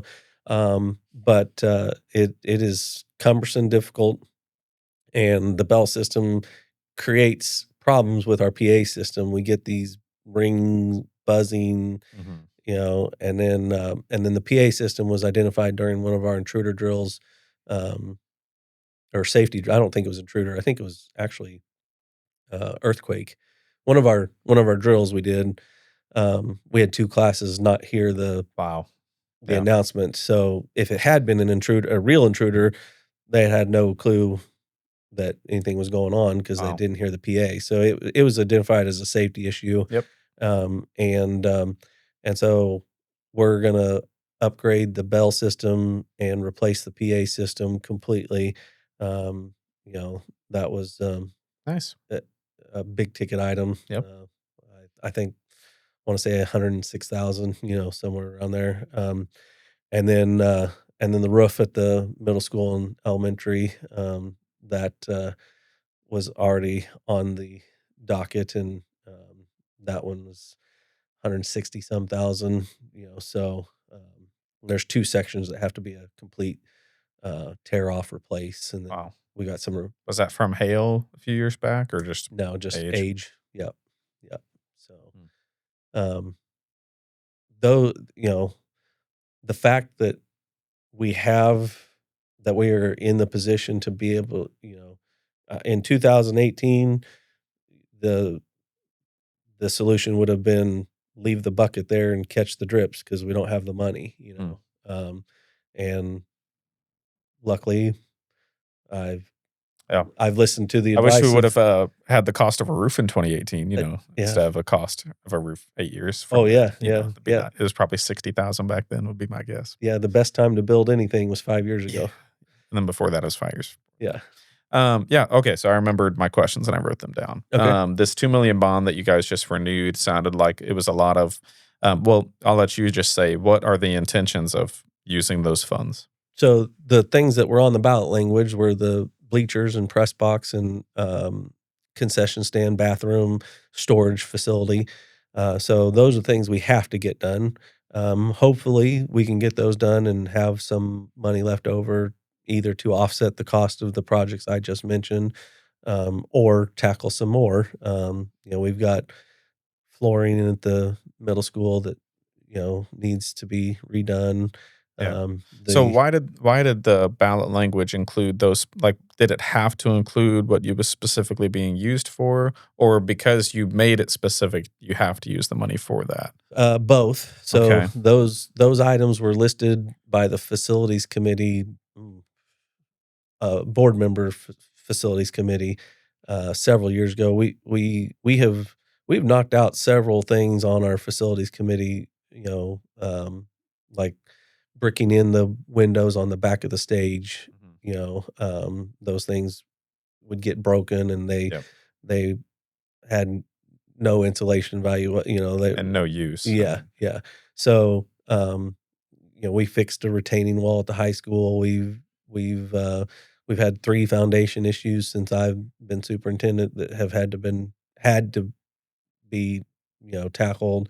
Um, one of those foundation issues caused a water leak, I mean, we've had some stuff happen that, was not "Oh, this would be nice if we made this improvement." yeah. They were just, "You have to fix this because your building is falling apart if you don't," Yeah. I Uh, guess what I'm asking is, did the ballot language have to say we're using this for so bleachers? you have to have something on your ballot language that it's for, Some and specific project, or could you just yeah. say ongoing maintenance and upkeep? Nah, I don't I guess rooted in this question, I'm not trying to load it, is like, I don't, I'm concerned if we'll have a football team in 3 years. oh, I hope we have a football team in 3 I mean, years. we were down to what, 20, Yeah, 19 kids at one point this yeah, year.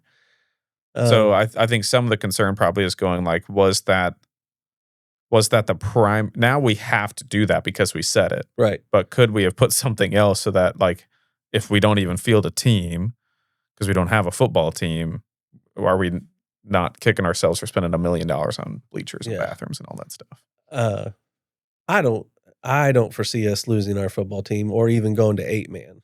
Really? Yeah. Okay. I mean, we have pretty strong numbers in the youth program. Um, this last year, um, they had a lot of success too, and that usually breeds staying with it. That's our biggest issue right now is you'll have 20 some kids in each grade playing third and fourth grade football, Mhm. and by the time they're seniors, there's 4 of them left. Yeah. And that's a whole nother topic. But even, you know, even if you have 6 kids per grade level, you're going to be in the 20s for your high school football team. Yeah, I don't think that's enough for 11 man. I mean, I it is. personally don't. But Correct. yeah, It's you're a much better football team if you can get it into the 40s. yeah. But also, you're like 5 injuries away from mhm, yeah, not. yeah. And but at 1A level, Is it 1A? yeah, at 1A level, that is very common Common. all the way. I mean, that's why so many teams went to 8-man. Number one, they thought it's easier to win a state championship at the 8-man level than the 11-man. Yeah.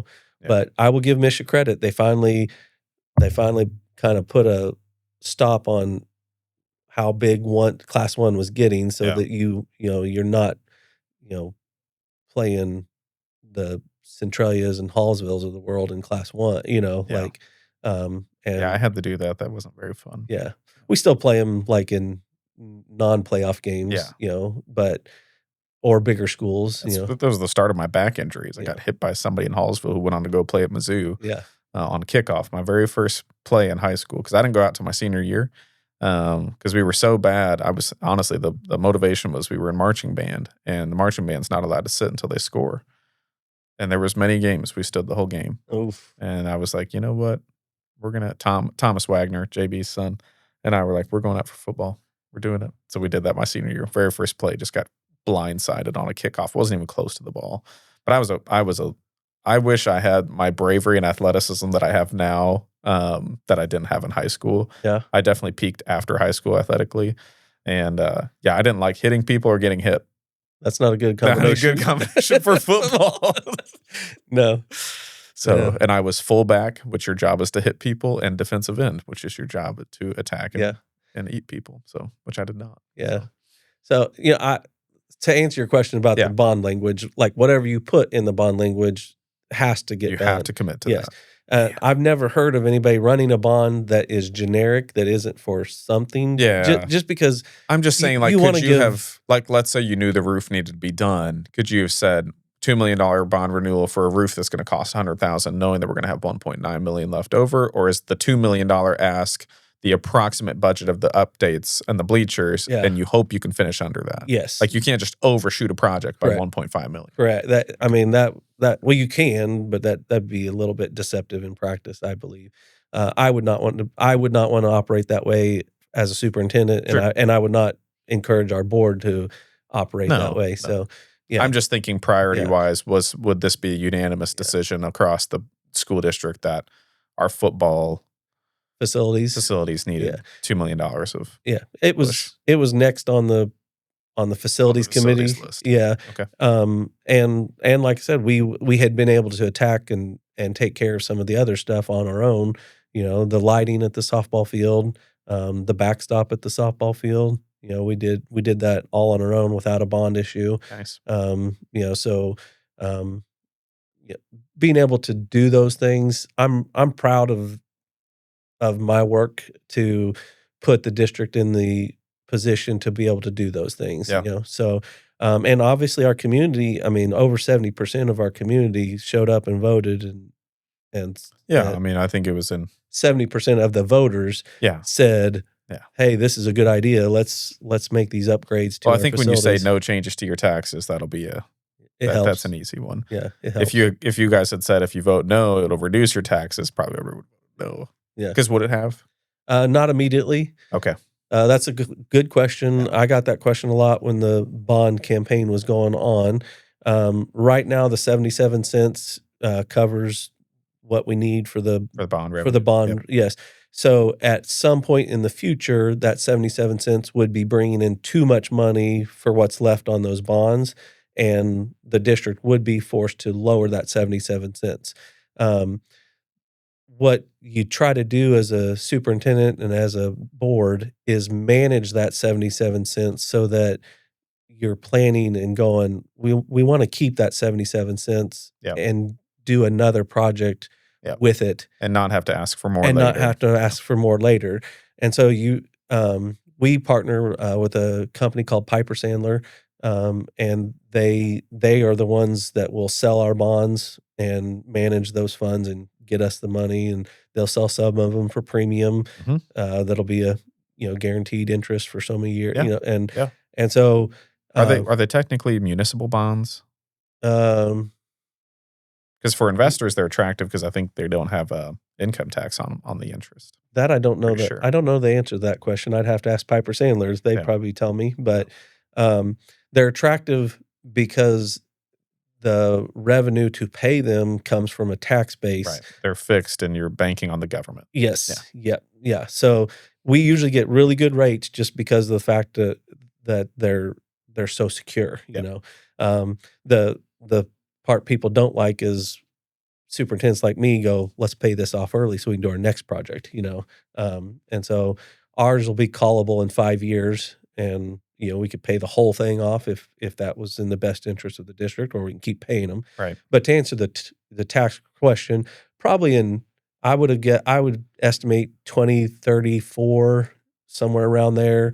The 77 cents would be bringing too much money. It would have been, but that Well, and at that that is a point, yeah. that is Asking the deceptive to American to say. wait 8 years for their benefit and then act like the school is not gonna have much different needs by then. Well, yeah, it's deceptive because I'm already telling you we're going to run another no tax increase bond issue in 2032. Yeah. For something. Right now the talk is for a gym, but Yep. it may our needs may be different. Right. A storm may blow away D building, and then that's what we're Well, if they have tackling. insurance for, Yeah. Can But you guys even buy insurance? Like, yeah, we're Okay. Missouri United School Insurance there's Consortium. got to be something special just for Music. Yeah. Yeah. Music. I like it. Missouri United School Insurance Consortium. You said it, so I'll just say it. You're 49. I'll be 50 in October. Congrats.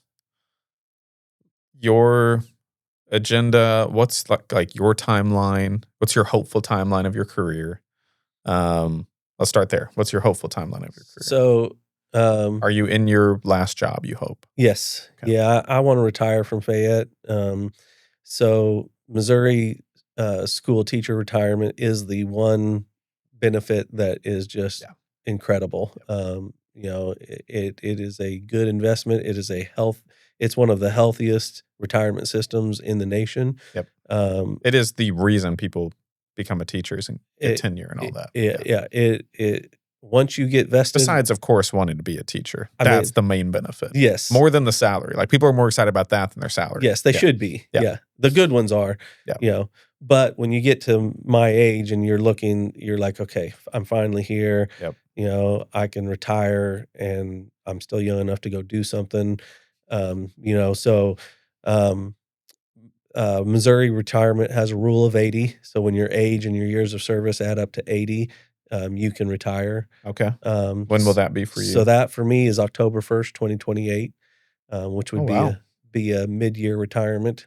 So I've talked to the board about planning for that, and not just going, oh, I'm sorry, but go find the next, like planning and maybe having whoever's going to follow me, start that year with me and then take over when I'm done, so that it's a smooth transition and hopefully we're still, financially sound and everything's kind of plugging away. But like that's kind of You've got the date.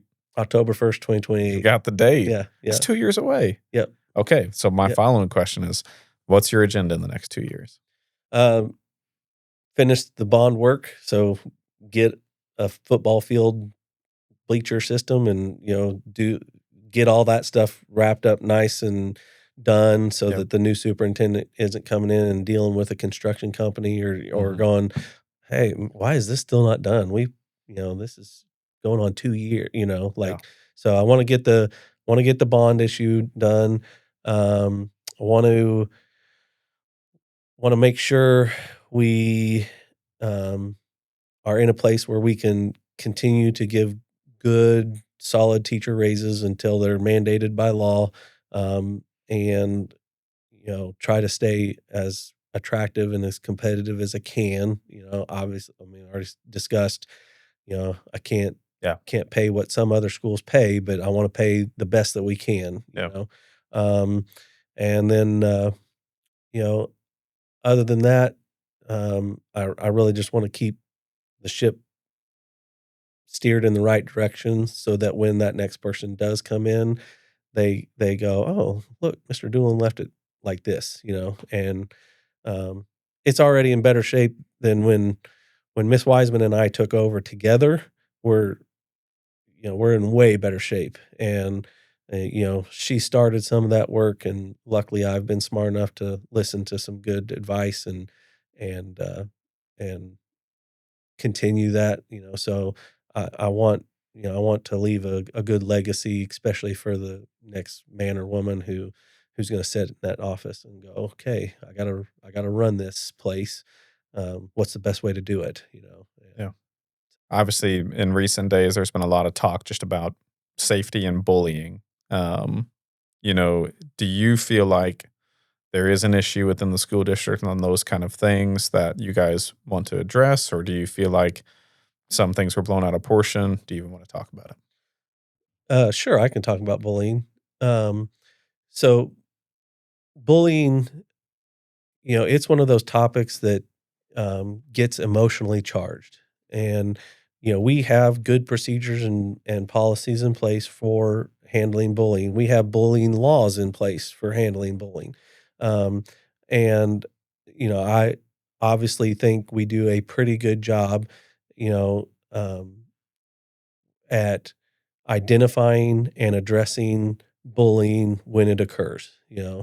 Um, I would say one of the biggest issues, not just for Fayette, but in general for school districts, for people, the word bullying has become this emotionally charged agenda item, and I firmly believe that a lot of people just use it for their own agenda. And when they do, it creates a lot of strife. It creates a lot of conflict. And I always tell people, you can't get into a fight with someone, lose the fight, and then cry bully. It if you get into a fight with somebody, own up that you got into a fight with somebody, take the consequence for getting into the fight. You know, don't lose a fight and then try to play the victim role, Yeah. like that doesn't work very well for anybody, and it's not good for you for your future, like, Yeah. um, I I know you have talked about being bullied on your Oh, podcast. you heard that? Yes. Yeah. Yeah. I had similar situations, and I can tell you, my mother loved me through those, and, I'm a firm believer, if you've ever read Stephen Covey's 7 Habits of Highly Effective People, habit 1 is be proactive, and it is about staying in charge of yourself and in control of your emotions. And regardless of what somebody says to me, does to me, I can control how I react to that, and I can choose to get angry. Anger is a human emotion that is appropriate sometimes, but how I respond in anger is up to me, Yeah. and I need to own and acknowledge that when I respond in my anger, I'm going to respond in a way that is beneficial, that is productive, that is, you know, that accomplishes something that makes the situation better, not worse, Yeah. And, my mom made me listen. I was not gonna read the 7 Habits of Highly Effective People as a 7th grader. She made you Uh, listen to it? she bought it on tape and made me That's what listen I'm to it, talking about. and I am telling you, developing my proactive muscle as just as a human being and going, "You know what? You can call me a fat A, Yeah. I don't have to feel that way about myself unless I will allow Yeah. and realizing that nobody can make you feel about yourself a way that you don't allow them to is is so freeing, like it's Yeah. so empowering. And so, I Well, mean, we I mean, it's definitely a shield, right? Like if you are being legitimately bullied, it is a shield, but that even your attitude and response, if you are the victim of legitimate bullying, doesn't necessarily erase the bullying. And kind of what I'm hearing you saying is like there's a level of personal accountability that our children need to be equipped with, right? Is that Correct. kind of what you're saying? Yes. Which I agree with you 100%. A lot of this stuff starts at home with how you treat others and how you let yourself be treated. And then there is kind of that further step, though, of like, these are also all children, and there's legitimate, like, I definitely allowed the bullying to go on in the sense that, like, I don't know, like, I remember saying to, like, myself in middle school, like, well, if it's just me that has to deal with it, that's better than everybody else having to deal with it. I'll take one for the team essentially because Yeah. this kid just had to beat people up. But like there is a level of like that wasn't me picking a fight. Like until I got to high school, I was a pretty sweethearted kid. And that wasn't me picking a fight. That was just me being like, this is happening. I guess it's got to happen to me and we'll deal with it. And if you snitched, it got worse. And maybe that's what I kind of want to get at here a little bit is all of this stuff can be extremely subjective, moment to moment. Like I think I remember, it's probably not me, but like I can imagine instances where it's kind of like if I asked a girl out on a date and she said no and it broke my heart. And then for me to go like I was bullied by her rejection, that's not fair. But like you said, we've weaponized this word a little bit to anything we don't really like, especially in our political culture, has probably found its way into school. How, if it's your role, so I want to give it the opportunity that if you're like, this isn't even my wheelhouse in the school district, but I think it is, at least the oversight. How do you prepare, train, educate your teachers and your adults in the buildings to identify when we're dealing with, true victim versus middle school emotions and body odor? How do you work through some of that with your teachers? Are you guys taking additional steps on that sort of training? Are you asking for different things from parents? Do you need anything from the community? Yeah. No, so we do training every year to recognize and address bullying harassment. The principals, are trained on the procedures and how to work through a bullying investigation and all the requirements from the bullying laws. And so we do those and it's not like, so when somebody fills out a bullying incident report, if it gets unsubstantiated and we say, no, this wasn't bullying, this was peer conflict or this was whatever, we don't just go, "Yeah, okay, it wasn't bullying, see ya, head Yeah. back to class." We still take proactive measures of doing peer mediation, doing supports, Do you involve the parent at that point? sometimes, Okay. sometimes not. So, sometimes there is a conversation with both moms and dads Sure. of both kids involved and saying, "Hey, this is the situation. You need to be Why wouldn't aware." there always be parent involvement? Is it because it would be It, a ton of extra work? no, it just probably depends on the severity of the issue and also probably our foresight of whether it was going to Sure. continue to be an issue or whether we thought we had mediated it and things were okay. If we got two kids who were like, yeah, this was not good, but we're okay with each other, we're probably not going to call mom and dad, because it's worked through. If you got two kids who they had a peer conflict and it looks like there could be more in the future, we're definitely giving mom and dad a call, Gotcha. and going, hey, this is what we know so far. Here's what we're doing to kind of keep them apart or to support each other, support each student. Yeah. And we've had social contracts, where kids say, "Hey, I'm agreeing to do XYZ and I'm agreeing to not do XY." Like we do so much to just address, all issues. Yeah. It's not like, "Oh yeah, this is bullying. Here's 3 days of ISS." That's not bullying. Go back to class. Yeah, Like right. there's a lot of work that goes into.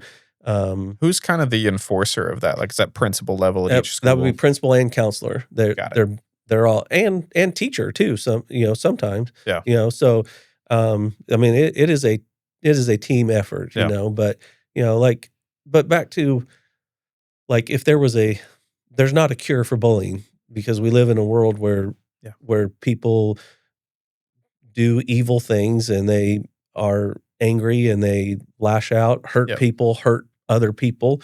Yep. So there's not a cure. So your Well, best and to raise our children in a utopia where it doesn't exist, it's not helpful for them. is either. not helpful either. Yeah. I always say used car salesmen are some of the biggest bullies out there. And if you're not prepared to tell somebody, They're just really insecure. That's all it is. if you're not prepared to tell somebody no in an assertive way and say that's not a good deal for me, you're going to get taken advantage of in the future by a used car salesman. I guarantee it. Like there are bullies in the world that you have to be prepared to deal with, and habit one, like I lived it, and that's why I teach it and push it as something that is good, because I experienced the freedom. You told your story. Mine, I remember I wore a plaid shirt to school one day, and when I was in junior high, I was obese. I was way overweight. Yeah. And a couple of boys in the class started calling me Chubby Checkers.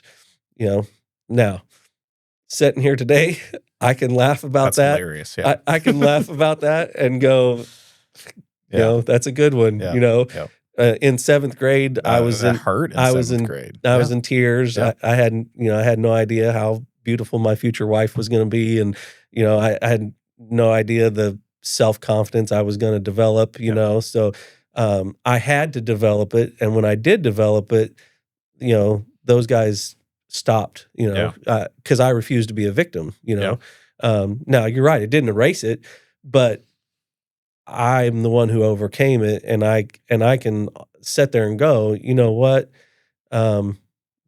Our world is not a bully-free world, so I want to empower kids to live habit one and go, you know what? The way you're treating me right now is not okay, and I'm going to set some boundaries if we're going to have a relationship, or I'm going to walk away and we're not going to have a relationship. You know? And how do you do that? How do you empower the kids? Because have you ever watched Stranger Things? Yeah. Okay. The vision that just popped in my mind was when Bob, season 1, tells Will, "Hey, next time you have that nightmare, stand up to it, and tell it, go away." Yeah. And then ultimately, the freaking mind flayer overpowers this kid, right? Yeah. So obviously, there's obviously some nervousness that, like, if somebody is in a dangerous situation and you go, just stand up to it and say no, and they have no chance to overpower it, you may not have, prevented that. And obviously you guys can't be perfect, but how do you instill this level of fight in third graders, fourth graders, fifth graders of self-confidence? Like, what are you guys doing to empower kids? Yeah. So the counselors probably have the most, like, we have a counseling program. The counselors go in, teach all kinds of counseling lessons, but during like class, you're talking about? Oh, yeah, cool. Yeah. And I would say they hit the majority of that. Being assertive is, like we try to teach kids how to be assertive, not aggressive, and not to be passive aggressive. Usually passive aggressive just antagonizes people, So, we talk about our response and what would be assertive in this situation versus aggressive versus passive aggressive, and we work through scenarios and we talk about real life things that you might experience as a fifth grader, sixth grader, seventh grader, like we try to empower from a academic learning, paradigm of, hey, this is something you could face in your next 3 years in middle school. You might have a friend who calls another friend and says something bad about you behind your back. What's the assertive response there? What's the passive response there? And so we do that. I try to give some students when I was a middle school principal, I would try to give students some specific comeback lines or assertive thing, like things that would diffuse a situation or help them, in a specific type scenario. Sometimes that works, sometimes it doesn't, and then ultimately, I do a lot of praying that your biggest ally in a true bullying situation are your bystanders. And I, if I have done anything right in this life, it is the fact that I know my daughters have chosen not to be a silent bystander in certain situations, and that they have stepped in and made a difference in what would have been a true bullying situation, because they refuse to let this person treat this person in a negative way, Yeah. Yeah. and when you can empower bystanders to go, no, that's not how we do things here. We don't treat people that way. Then that bully's not there by themselves facing Yeah. a Yeah. He's bully. definitely got, he's on his own in that instance. Yeah. Yeah. Yeah. No, I mean, that was my situation where I was raised that way, to be a defender of the weak, to give to the people, who didn't have their lunch, like give them your lunch. But that is how I ended up in my bullying situation. Was I stood up for somebody and then it was me. And then the attack. Yeah. But for me, I was like, well, I can handle it, I guess. This is Yeah. just what we're gonna do. And so, but obviously everything is It's situational in that instance. Well, and it's different. I would say our instances of physical bullying are way down. Yeah. Like way down. Yeah. That does seem to have progressed and seem to decrease, I think, culturally, at least. Even physical In our area. fights are Yeah. way Rare. way less than. Well, someone in that realm, I was gonna ask you about, like, are we experiencing any issues with like drug use or things like that finding its way into schools or anything like that? We've had a few instances of um, drugs being, you know, um, caught, and students disciplined accordingly. Yeah. I would not say that it is a huge issue, by any stretch of the means, but it's also not non-existent. Yeah. I'm not, and I'm also not naive to know, or to be able to go, there's probably some stuff that we didn't catch. Yeah, sure. So I remember there was some talks around like getting a school safety officer at some point. Is that still an attempt, or is that probably it's a wish more than a likelihood from a budget perspective? It's been talked about. We don't have any hard, like, it's definitely not in this year's budget. Sure. I didn't put it in this year's budget. It's been talked about a couple of different times in the past. But My idea, German shepherds at every corner of the school. That'll do it. just turn them loose. No, just let them guard the door. Yeah. You So that would deter somebody, I think. never know. But But not a possibility at the moment. You're saying. it's not currently in this year's budget. Yeah. Not saying it couldn't be added midway through the year. Sure. If the right person in need, and Yeah. a school resource officer is actually an employee of the sheriff's department. So Right. Because so- I remember they had talked a little about that too. So I haven't caught up with Bo to see if that's still something they were. we would have to work it out with Sheriff Oswald and go, hey, is this something you want in your department? And Yeah. and then of course, Can we afford it? Well, and we're not the only school in the county. So True. Yeah. And you set some precedent that you got to get 3 of them. So yeah, that's tough. Okay. Well, we should wrap up here. Last thing I wrote down, just because we had talked about like the networking capabilities of the school, is, AI seems to be finding its way into every sort of corporate world workforce, disturbing lots of things, taking jobs in certain instances. And there is just kind of this craze for AI without counting like the cost. I don't seem to be seeing, like, how is AI finding its way into schools? Do you feel like you're playing more defense on the downsides of it, or like how are school districts working to integrate it, if at all? So there's some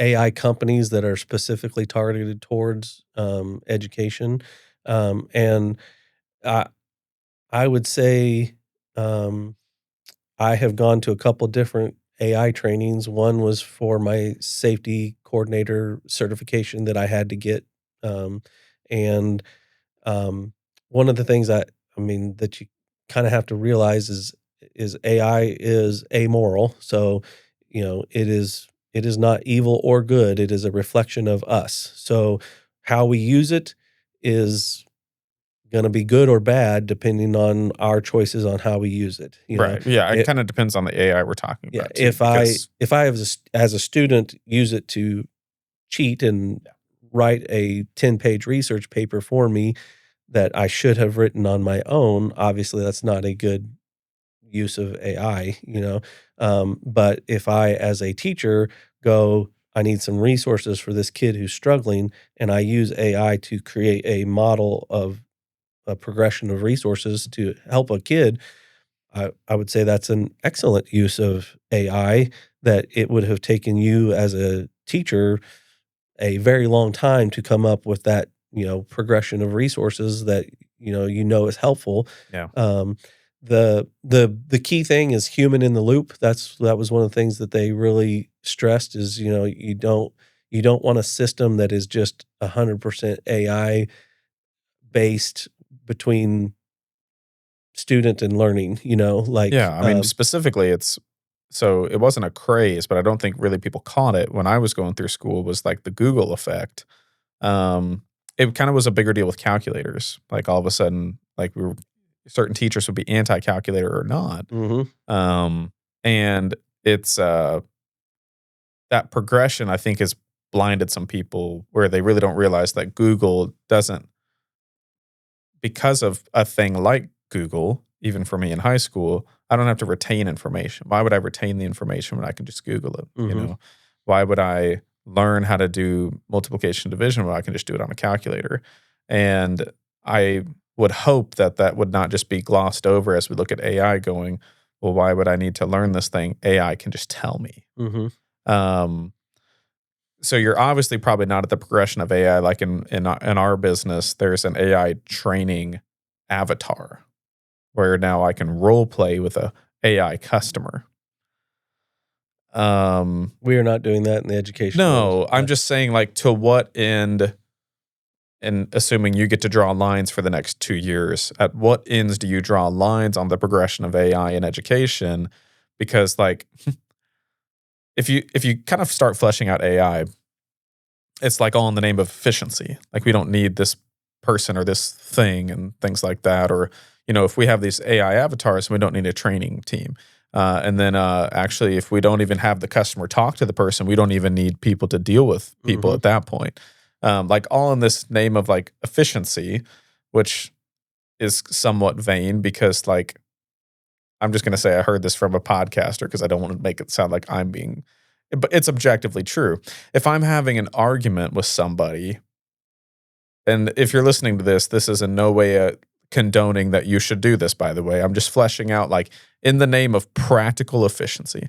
If I'm having an argument with you, the fastest way for me, or a conflict, an ongoing conflict, the most efficient way for me to deal with that conflict is probably to kill you. Objectively. Yeah. Not good, but from an efficiency standpoint, that's the most efficient way to end that argument. Then it's over. Yeah. Yeah. Yeah. So all that to say, when you look at drawing lines as far as the use of AI in school, what are you aiming at? Because it sounds like you're just utilizing the search engine feature of it, because there's a lot of scarier stuff as you progress down that AI line. But talk to me about that. So we have to develop an AI plan for this next year, and I have been working. Have to by whose? The board, the state? No, it's a state law. Okay. And so I've been working on that. It is very tricky, because literally just a year and a half ago, we adopted a AI policy as a school board and said AI is cheating, no AI. Yeah. I mean, we did no phones in school recently. Yeah. So no AI was like the stance. Yeah, but that's such a general statement. And in a year and a half time, it's like, oh, that's not going to work. Yeah. Like our kids are going into a future where AI is going to be a part of their job. If they're an insurance salesman or if they're whatever, Yeah. AI's here. So Yeah. to ignore it and just go, no, it doesn't belong in school is not going to work anymore, So, so we're trying to develop parameters and, acceptable uses and, treat it like past technology advances, when is it acceptable to use this and how is it acceptable to use this and how can I use it for good and for a beneficial practice and then how do I protect myself? Because the scary part is there too. I mean, that safety training I went to, I mean, they had the chat bot and the conversation between the kid. There was a kid who killed himself. Yep. And I mean, yeah, the kid said to the AI chatbot, I don't want my parents to feel guilty for me deciding to do this. And the chatbot's response was, you owe your parents nothing. This is it coerced this kid to kill themselves. Affirmed the wrong thing. Yeah. Yes. Yeah. And so I'll say it just because I'm not in your seat. I would love to see not the ignoring of it, but the active rejection of it. Not in the sense that you like try to convince a kid that it's not going to be part of their future, but to teach on it in a way that we're actively rejecting it here for your own good and you need to be ready for it. Yeah. Like if there's somehow you can marry those two things, like I genuinely think it would have been better for me to probably, and I did, by the way, but for most people to learn how, like I would have loved to finish out cursive, even that's probably a cold take, but calculator wise, if somebody had made me always never use a calculator, that would have made me legitimately smarter. And it did. Like I am significantly better at math than most of my peers. Yeah. Because I can get to those logical functions much faster than the person who relied on the calculator and functions. And I'd almost like to see the same thing with AI where it's not a ignoring of it, but we're going to actively reject it and we're going to teach on it, like almost like you have a class on it, but we're going to reject the use of it here for your own good, child. Yeah. But you need to be prepared for it. Because like when you say AI is here, I agree, but nobody can define what that means. Yeah. Nobody knows what that means. My daughter Gracie would absolutely love what she is full go rejection of all AI. I think most people are. Our country's just being run by boomers that want to save money and to no avail. I mean, it just Gracie hates. Most people I talk to are like everything rejected, AI generated. Yeah. Because I sent her the Instagram video of the little puppy doing a break dance. Yeah, and the AI's what do we call that, Cody? AI slop. Yeah. And she's like, no, don't send me any more of these. Man, I got by one. I saw some bald eagle attacked a rainbow-haired person trying to pull an American flag down. I was like, that's crazy. I showed Annie. She's like, that's totally AI. I was like, really? Oh, yeah. Because it's believable that a bald eagle would protect the flag. But the deep fakes are another, like, you don't even have to have video anymore. You can have a still photo of somebody and 2 seconds of their voice. Yep. And you can make them say whatever, do whatever. Yeah. I mean, luckily we are seeing laws be put into place to like essentially like if I make a deep fake of somebody and somebody can prove that I deep fake somebody, especially like for like pornographic use. Yeah. Like you're seeing a lot of that. There's actually laws in place now in Missouri that like you can go to prison for this if you do that. So that's a good thing. Yeah. Yeah. I don't know how you marry those concepts but that's what I would love to see is the active rejection of it. The like almost training people I would assume it's like basic training before you go to war is you're not having war, but you're actively training on what's going to happen and how to be prepared for it. Yeah. That's what I would love to see. Yeah. It's gonna like preparing our students for the protection of themselves and realizing here's some of the not so good parts of this that can hurt you, that's got to be a part of our plan too. Yeah. Like I think when I was in high school, the craze was get iPads in the hand of every kid.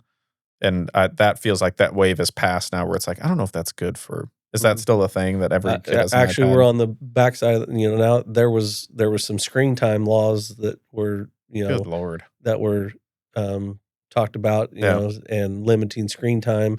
And, that's tricky, because you've got an assessment tool that is online. Yeah. And so how do you prepare a kid for an online assessment tool and then say, but by the way, you can't be online until you take it, Well, and logistically, it shouldn't matter, right? They should just know the content. Yeah. That's what I hate about multiple choice is like there's a lot of people that were academically smarter than me because they knew how to memorize answers. And I was a very good paper writer. I was a very good, like in speech class, like debate, anything like that. But like when it came to multiple choice tests, I'm sure there's an art to deductive reasoning, but it rewarded people who could memorize answers, not people who understood. Like we could go talk about something and nobody could verbalize the information except for me. But when we go to like a standardized test, Yeah. not my cup of tea. Maybe it's my ADHD that I have undiagnosed. Yeah. Well, anyway, we need to wrap up. Thanks so much for spending time with me. October 1st, 2028. I did not know that. That's exciting. What are you going to do after that? Follow your girls around? Yeah. See what they're up to? Just depends. Yeah. I mean, I'll be 52.9 That's awesome. years old. Yeah, I'd be so retiring early. So compared to, standard. Yeah. So I originally I'd always said I would mow a golf course, but Go donate your time and make those real greens and just manage that golf course. That's what you should do. That's what I originally, but I'm not sure my knees and my back. I could probably do the rider, but they make machines for all of it now. If I have to do the weed eater, it's a different story. There's no sand traps. That's the only thing you need a weed eater for. No, you just ride. So you just ride. We'll see. I don't know. But do wherever God leaves me. There you go. I'll answer the call and say, hey, this is what I'm doing now. Yeah. Well, I definitely, as somebody in the business community here, want to see. Oh yeah, business, government, CMU, school. That's what it is. The 4 pillars. Definitely want to see our school district improve. So when you've got opportunities to present something to me that we can try to help with, let me know. Whether it's messaging, whether it's money or things like that. I think my prerogative going forward with my kids is like a lot of people will be huge booster donors when their kids are in sports, and I think I'm just going to be like the booster of like education and specifically special education too, as much as I can. That's kind of my prerogative going forward. So anything else you want to add in this world? Thanks for being on here. Is this your first podcast? This is my first podcast. Welcome. Yeah. Welcome. Yeah. Cool. Anything else you want to add? Nope. I appreciate the time. Appreciate the support. Go Falcons. Yeah, here we go. Thank you, Mr. Doolin. Yeah, thank you. Woo!